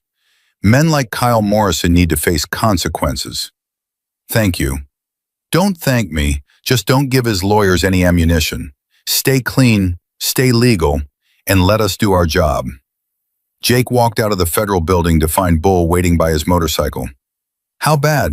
Bull asked. They're building a case, but Morrison's lawyers are working just as hard to tear it down. It's going to come down to who tells a more believable story. Rachel and Emma, or Kyle and his million-dollar legal team? Exactly. Bull was quiet for a moment.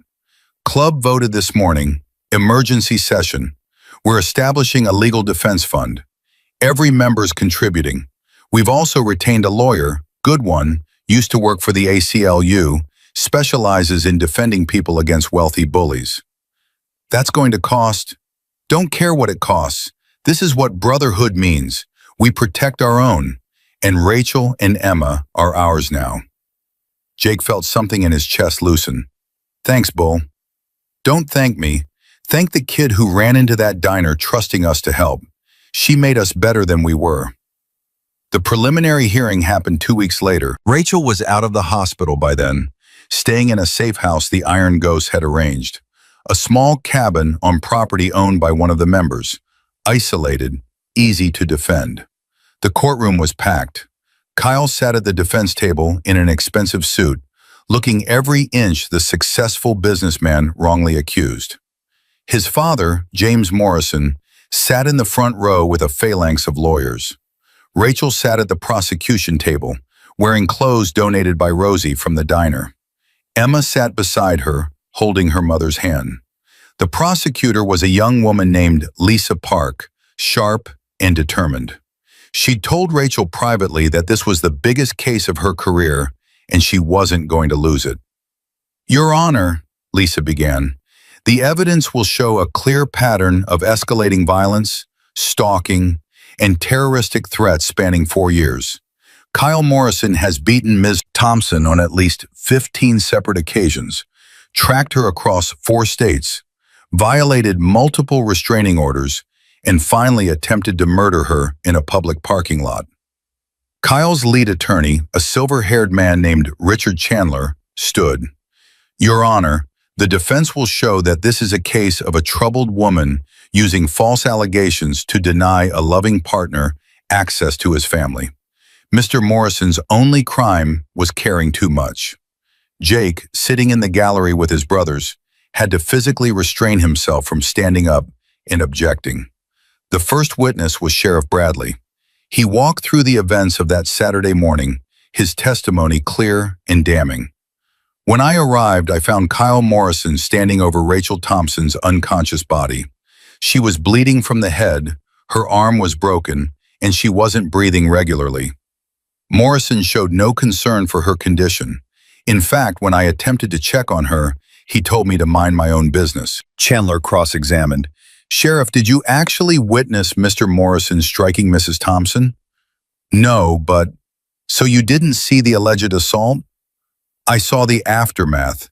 A woman beaten nearly to death and a man standing over her with torn knuckles. Could Ms. Thompson have sustained those injuries in some other way? Perhaps a fall? Not unless she fell into a fist 15 times. The courtroom rippled with low laughter. The judge gavelled for silence. Next came the paramedics, who testified about Rachel's injuries. Then Dr. Sarah Martinez, who'd treated Rachel at the hospital. I've been an emergency room physician for 12 years, Dr. Martinez said. I've seen thousands of trauma cases. Ms. Thompson's injuries were consistent with sustained physical assault. The pattern of bruising, the specific fractures, the head trauma, these weren't accidental.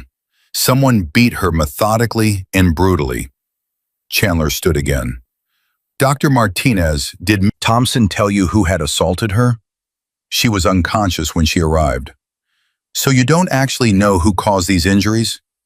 The police report indicated, please answer only what you personally know. You don't know who hurt Miss Thompson, do you? Dr. Martinez's jaw tightened. Not from direct observation, no. Thank you. No further questions. Then came Jake's testimony. He walked through finding Rachel beaten, confronting Kyle, the single punch that had ended the immediate threat. Chandler circled him like a shark. Mr. Carter, you have a military record that includes 3 tours in Afghanistan and a dishonorable discharge. Is that correct? Jake's lawyer, a woman named Patricia Wells, stood immediately. Objection. Mr. Carter's military service is irrelevant to this case. It speaks to his propensity for violence, Your Honor. Sustained. Move on, Mr. Chandler. Chandler smiled thinly. Mr. Carter, you struck my client hard enough to render him unconscious. That's significant force. Enough to stop him, not enough to kill him. I'm trained to calibrate force. If I'd wanted to seriously hurt him, he'd still be in the hospital. Are you threatening my client in open court? I'm stating a fact. I used minimal, necessary force to stop an attempted murder.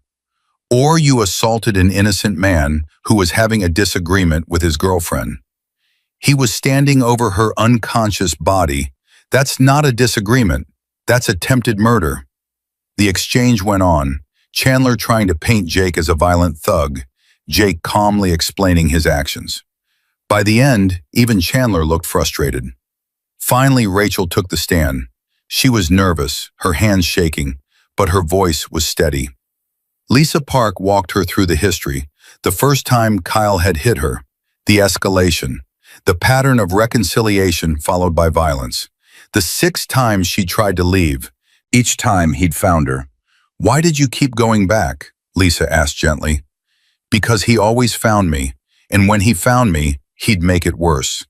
The 4th time I tried to leave, he broke 3 of my ribs and my jaw. He told me next time it would be Emma he hurt. I believed him. So you stayed to protect your daughter? I stayed because I didn't know what else to do. And then 6 months ago, I realized Emma was starting to think this was normal, that she was learning that love meant violence. I couldn't let her grow up thinking that was okay. So you ran. I ran, and for 6 months we were free. Emma laughed again. She made friends. She drew pictures that weren't all dark and scary. We had a life. Until Kyle found you. Until that Saturday morning, I knew the second I saw him that this was different. He wasn't going to take me back this time. He was going to kill me. How did you know? Because he told me. Right before he hit me the first time, he said, "If I can't have you, nobody can." Then he started punching. Chandler's cross-examination was brutal. He questioned every detail, implied Rachel was lying, suggested she was mentally unstable.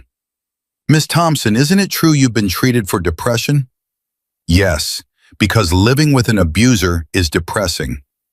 Isn't it true you've had conflicts with employers, difficulty maintaining employment? Yes, because Kyle would show up at my jobs and harass me until I got fired. Isn't it true that you've moved frequently, exhibited paranoid behavior, and isolated yourself from friends and family? Yes, because I was running for my life. With every answer, Rachel's voice got stronger. She wasn't backing down. She wasn't letting Chandler twist her survival into mental illness. Finally, Emma testified. The judge had tried to spare her, but Lisa argued that Emma's testimony was crucial. Emma sat in the witness box looking impossibly small.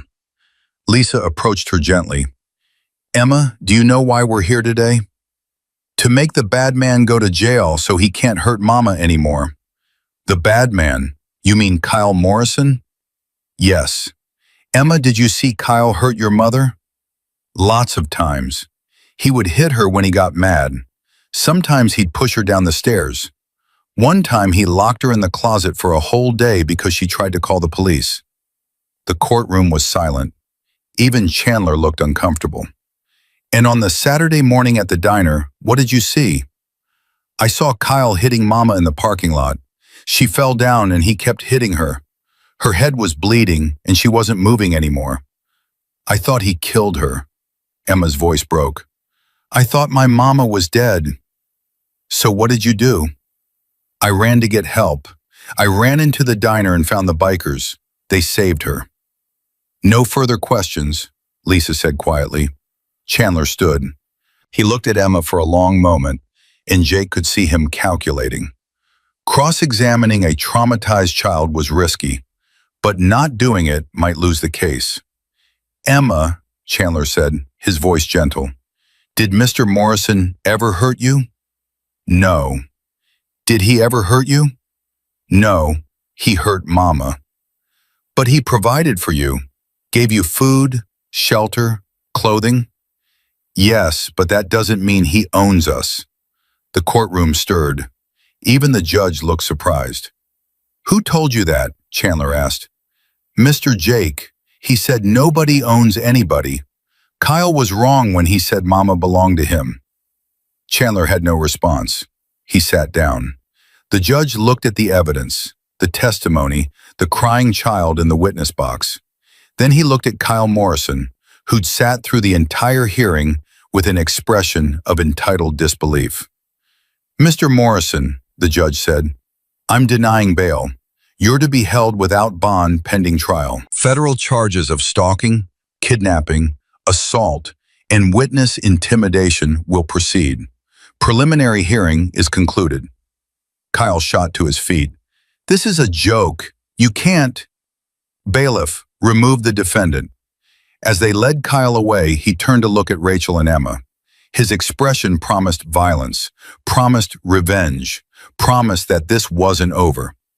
But for the first time since Jake had met her, Rachel didn't flinch. She held her daughter's hand and stared back at the man who'd terrorized her for 4 years. We're free, Emma whispered. Not yet, Rachel said, but we're getting there. Outside the courthouse, Jake found Shotgun waiting with urgent news. We've got a problem. Morrison's people are already working angles. 2 club members got called into work today and told they're being investigated for fraud. Reaper's funeral home is being audited by the state, and someone leaked your military records to the press, the sealed parts about Afghanistan. Jake's jaw tightened. James Morrison keeping his promises. It gets worse. I intercepted a communication between Morrison's head of security and someone in the state prison system. They're arranging for Kyle to have certain amenities in prison, cell phone access, visits from lawyers who aren't actually lawyers. And Jake? Shotgun's voice dropped. They mentioned arranging an accident for Rachel. What kind of accident? The permanent kind. They're talking about hiring someone inside the prison to make it look like Kyle ordered a hit on Rachel. That way, even if Kyle's convicted, Rachel's dead, and it gives Kyle grounds for appeal based on being unable to get a fair trial. Jake looked back at the courthouse where Rachel and Emma were still inside, talking with their lawyer. They'd won today, but the war was far from over. We need to tell Rachel, Jake said. FBI already knows. Agent Chen called me.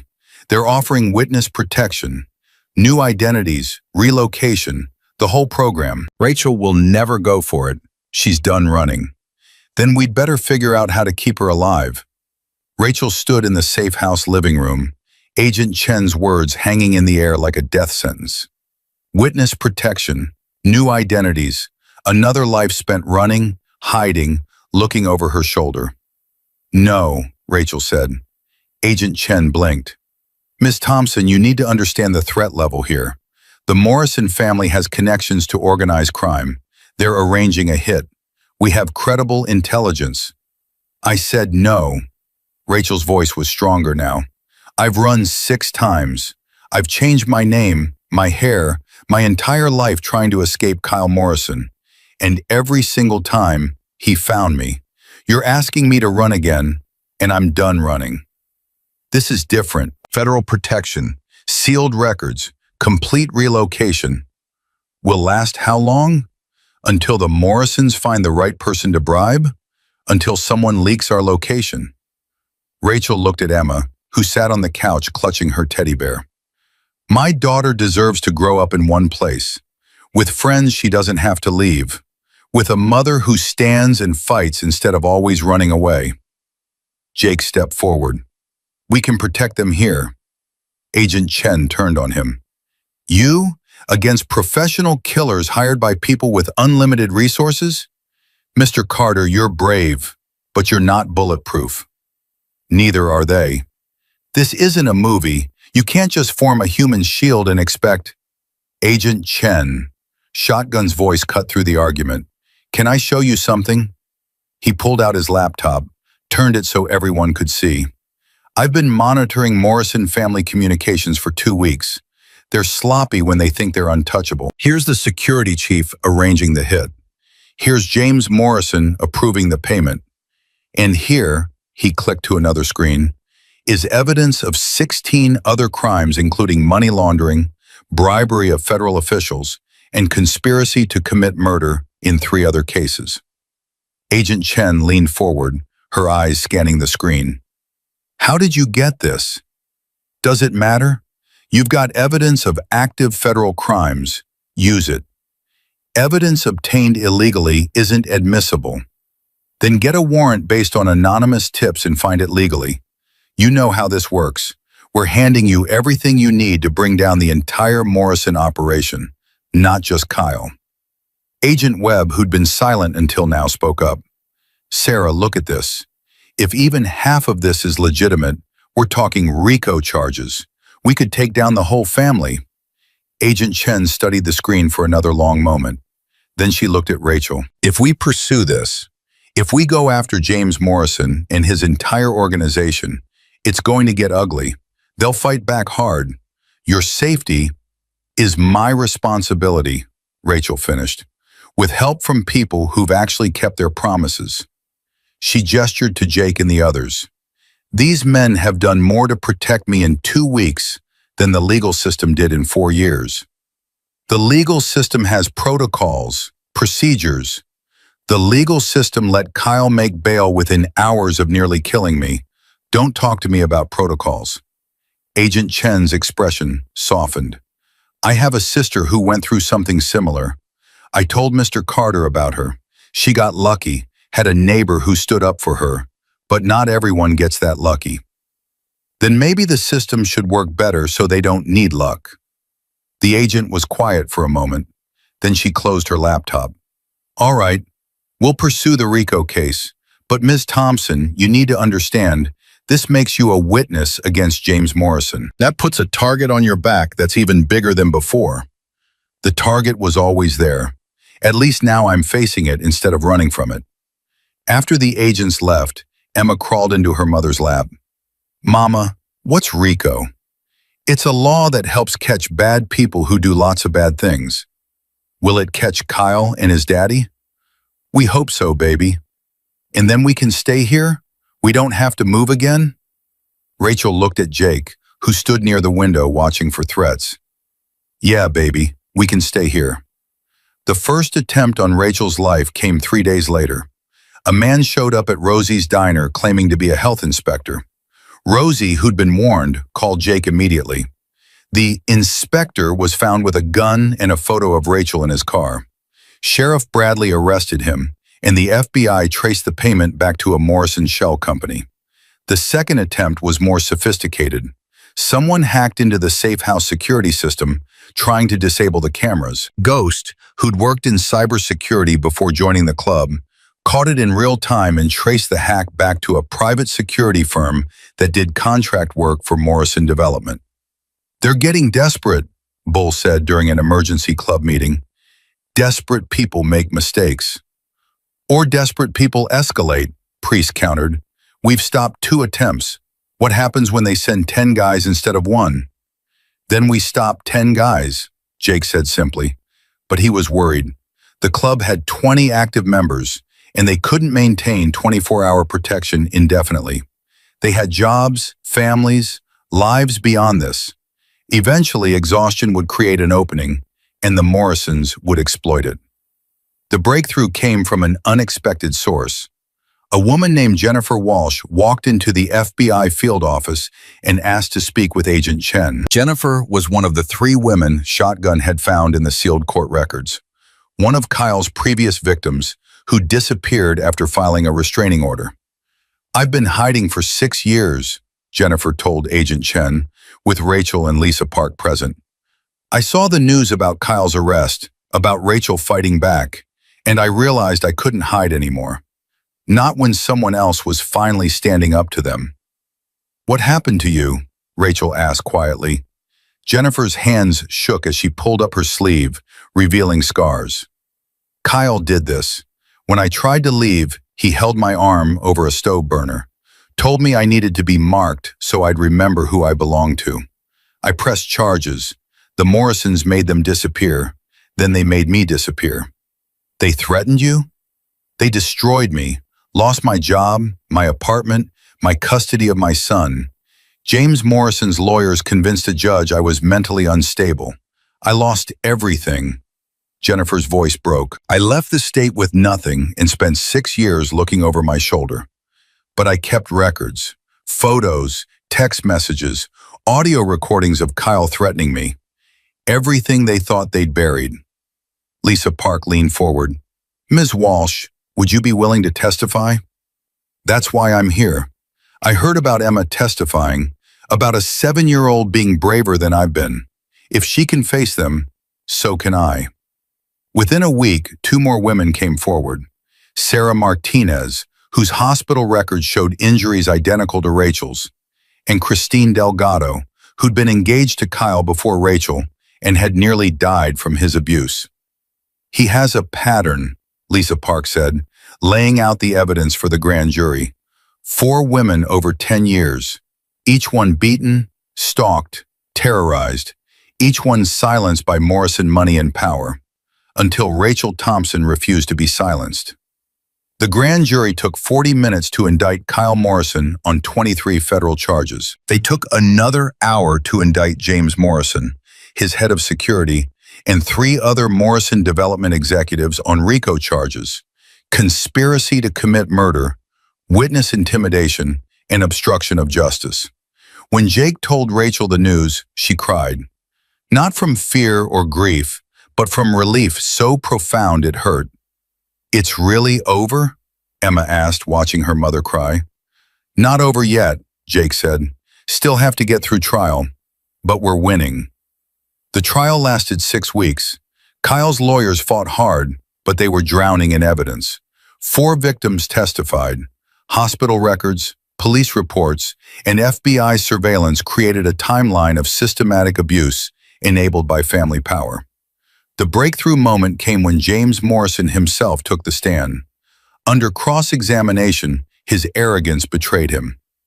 Mr. Morrison, Lisa Park said, did you or did you not attempt to arrange a contract killing on Rachel Thompson?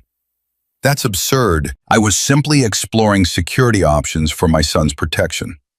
Security options that included hiring someone to permanently solve the Rachel Thompson problem? Those are your words in a recorded conversation. Taken out of context. Let me provide context. Lisa pulled up email records. You've made 17 payments totaling $3 million to make legal problems disappear for your son. You've bribed judges, threatened witnesses, and used your company's resources to stalk and harass women who tried to escape Kyle's abuse. Is that context enough? James Morrison's lawyer objected, but the damage was done. The jury had seen behind the mask of respectability to the corruption beneath. Kyle Morrison was convicted on all 23 counts. Sentencing, 45 years in federal prison, no possibility of parole before 30 years served. James Morrison was convicted on RICO charges.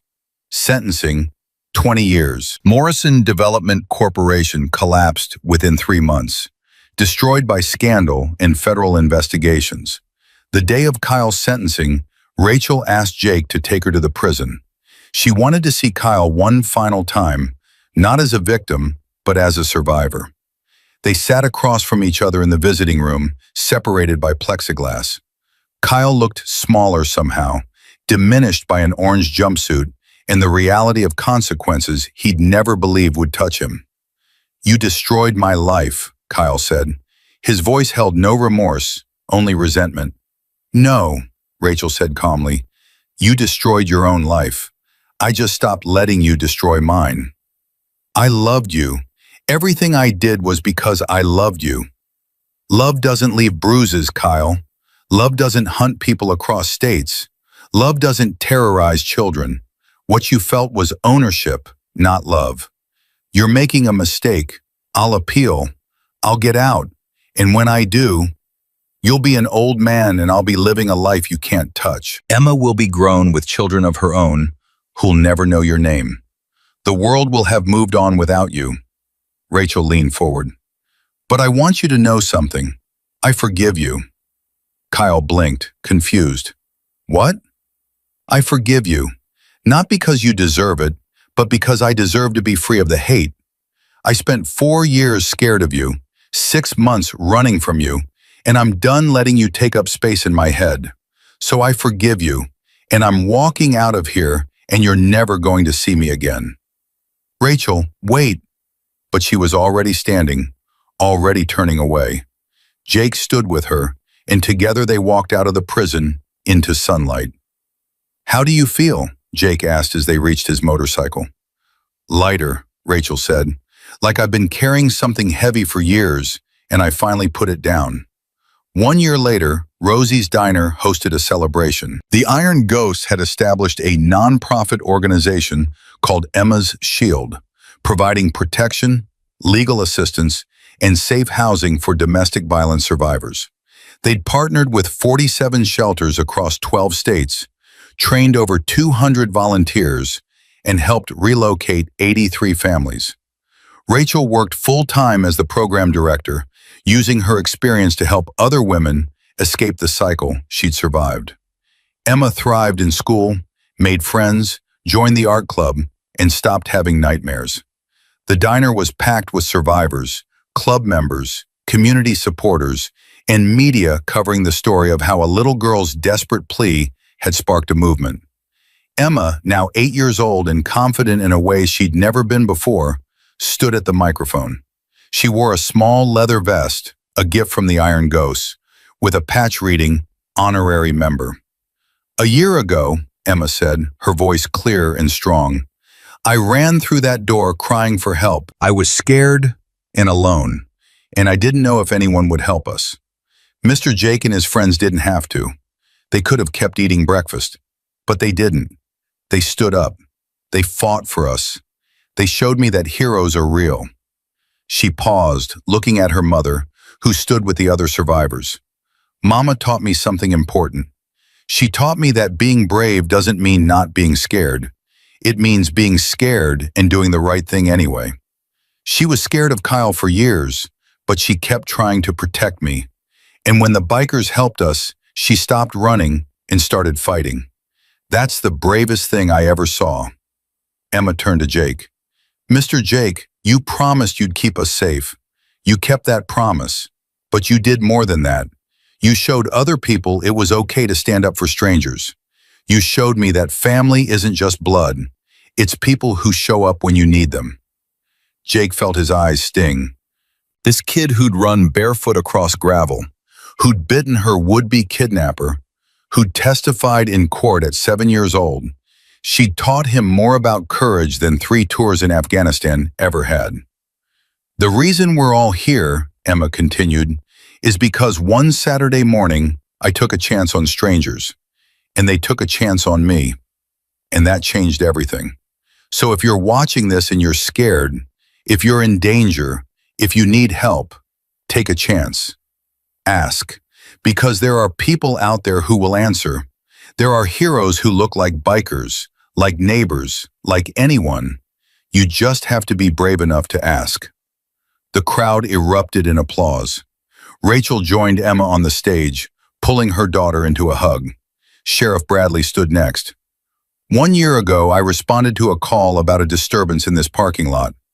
What I found was a woman nearly beaten to death and a motorcycle club that refused to look away. Since then, domestic violence reports in this county are up 40%. Not because violence increased, but because victims finally feel safe reporting it. They saw Rachel fight back. They saw the community rally. They learned that help exists if you ask for it. Agent Chen spoke next. The FBI has opened 17 new investigations based on evidence uncovered during the Morrison case. We've identified patterns of abuse enabled by wealth and power in 6 states. Emma's Shield has become a model for how communities can protect vulnerable people when systems fail. This is what justice looks like when ordinary people refuse to accept that evil wins. Rosie, the diner owner, had the last word. This diner has been here for 40 years. I've served breakfast to truckers, travelers, locals, and bikers. Never thought I'd serve a side of justice with those pancakes. But that's what happened. A little girl ran through that door asking for help, and 8 men answered. Changed all our lives. Taught us that being a community means protecting each other, even strangers, especially strangers, because today's stranger might be tomorrow's family. As the celebration wound down, Jake found Rachel standing outside, looking at the parking lot where everything had started. "You okay?" he asked. "Yeah, just remembering. This spot right here," she pointed to a patch of asphalt. "This is where I thought I was going to die, where Kyle was standing over me and I couldn't fight back anymore. And now it's where we're celebrating survival." Kind of poetic. You turned your worst moment into something that helps other people. That takes strength. I had help. You, the club, the community. I couldn't have done it alone. You ran 6 times before we met you. You fought for 4 years. You were never alone, Rachel. You were always that strong. We just gave you backup. Emma ran over, her face flushed with excitement. "Mama, the newspaper wants to take our picture for the front page. They said we're heroes." Rachel knelt down to Emma's level. "You know what real heroes are, baby? They're people who do the right thing even when it's hard. They're people who ask for help when they need it. They're people who stand up for others. By that definition, yeah, we're heroes. But so is everyone here." 3 years later, Emma's Shield had grown into a national organization. Rachel spoke at conferences, trained advocates, helped draft legislation to protect domestic violence survivors. Emma, now 10, had started a kids support group for children of abuse, using art therapy to help them process trauma. The Iron Ghosts still did their charity rides, still supported veterans, still maintained their brotherhood. But now they also escorted women fleeing abuse, provided security for shelters, and trained other communities on protection networks. Kyle Morrison was denied his first appeal. In prison, isolated and powerless, he finally understood what Rachel had known all along. You can't own another person. You can hurt them, scare them, control them for a while, but you can't own their spirit. And eventually the spirit fights back.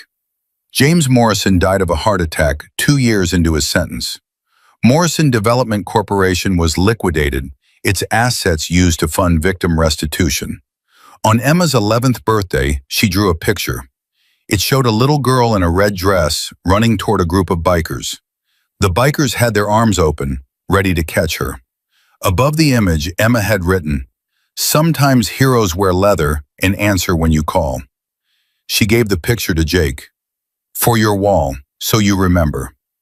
"I could never forget, kid." "I know, but other people need to remember too. People who are scared right now, who think nobody will help.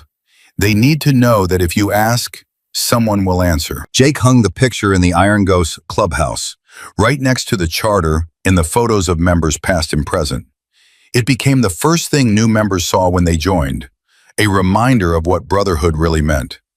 Rachel never remarried. She said she didn't need romance to feel complete. She had her daughter, her work, her community. But she and Jake remained close friends, 2 people who'd faced darkness and chosen to bring light instead. On the 5-year anniversary of that Saturday morning, a reporter asked Rachel what she wanted people to know about domestic violence. "I want them to know it can happen to anyone," Rachel said, "rich or poor, educated or not, strong or weak. Abuse doesn't discriminate. But I also want them to know that escape is possible. Help exists. You don't have to run forever or fight alone. There are communities ready to stand with you, people ready to answer when you cry for help. You just have to be brave enough to ask." "And if they're too scared to ask," Rachel smiled, "then we need to be loud enough that they hear us anyway. We need to be visible. We need to make it clear that help is available, that justice is possible, that survival leads to thriving. That's what Emma's shield does. That's what the Iron Ghosts do. That's what communities do when they decide protecting the vulnerable matters more than convenience. Emma, now 12 and taller than her mother remembered being at that age, added her own thought.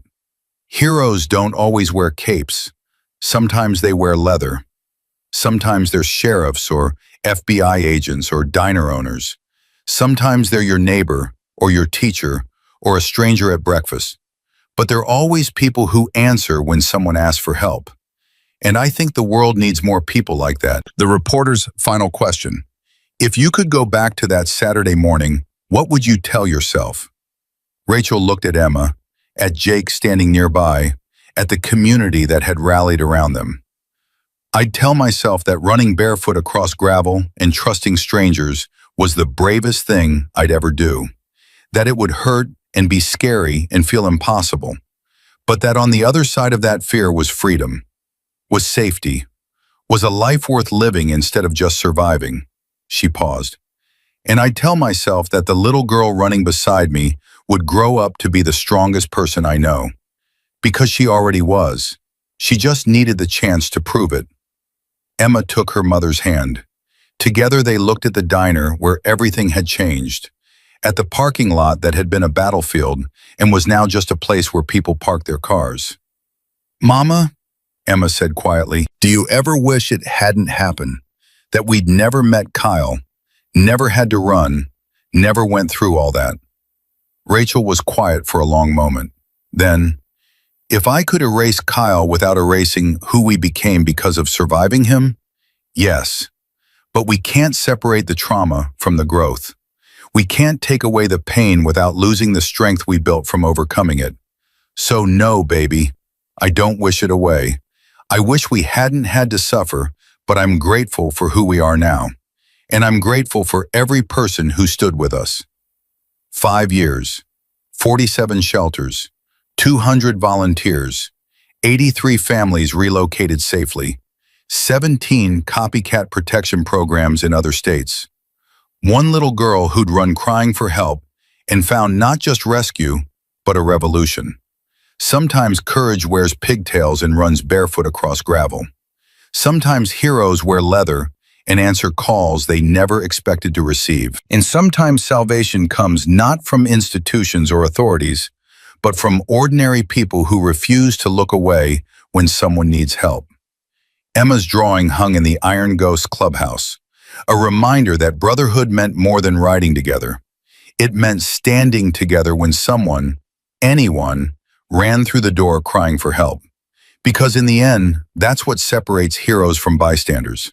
Not strength or training or fearlessness, but the simple willingness to answer when someone asks for help. To stand up when it's easier to sit down. To fight when running would be safer. Emma had asked. The Iron Ghosts had answered. And that answer echoed across 5 years, 47 shelters, 200 volunteers, and thousands of lives changed because one Saturday morning, 8 men put down their pancakes and chose courage over convenience. That's the legacy, not just of Rachel's survival or Emma's bravery, but of a community that decided protecting the vulnerable mattered more than anything else. A community that proved heroes don't need capes, they just need to care enough to answer when someone cries for help.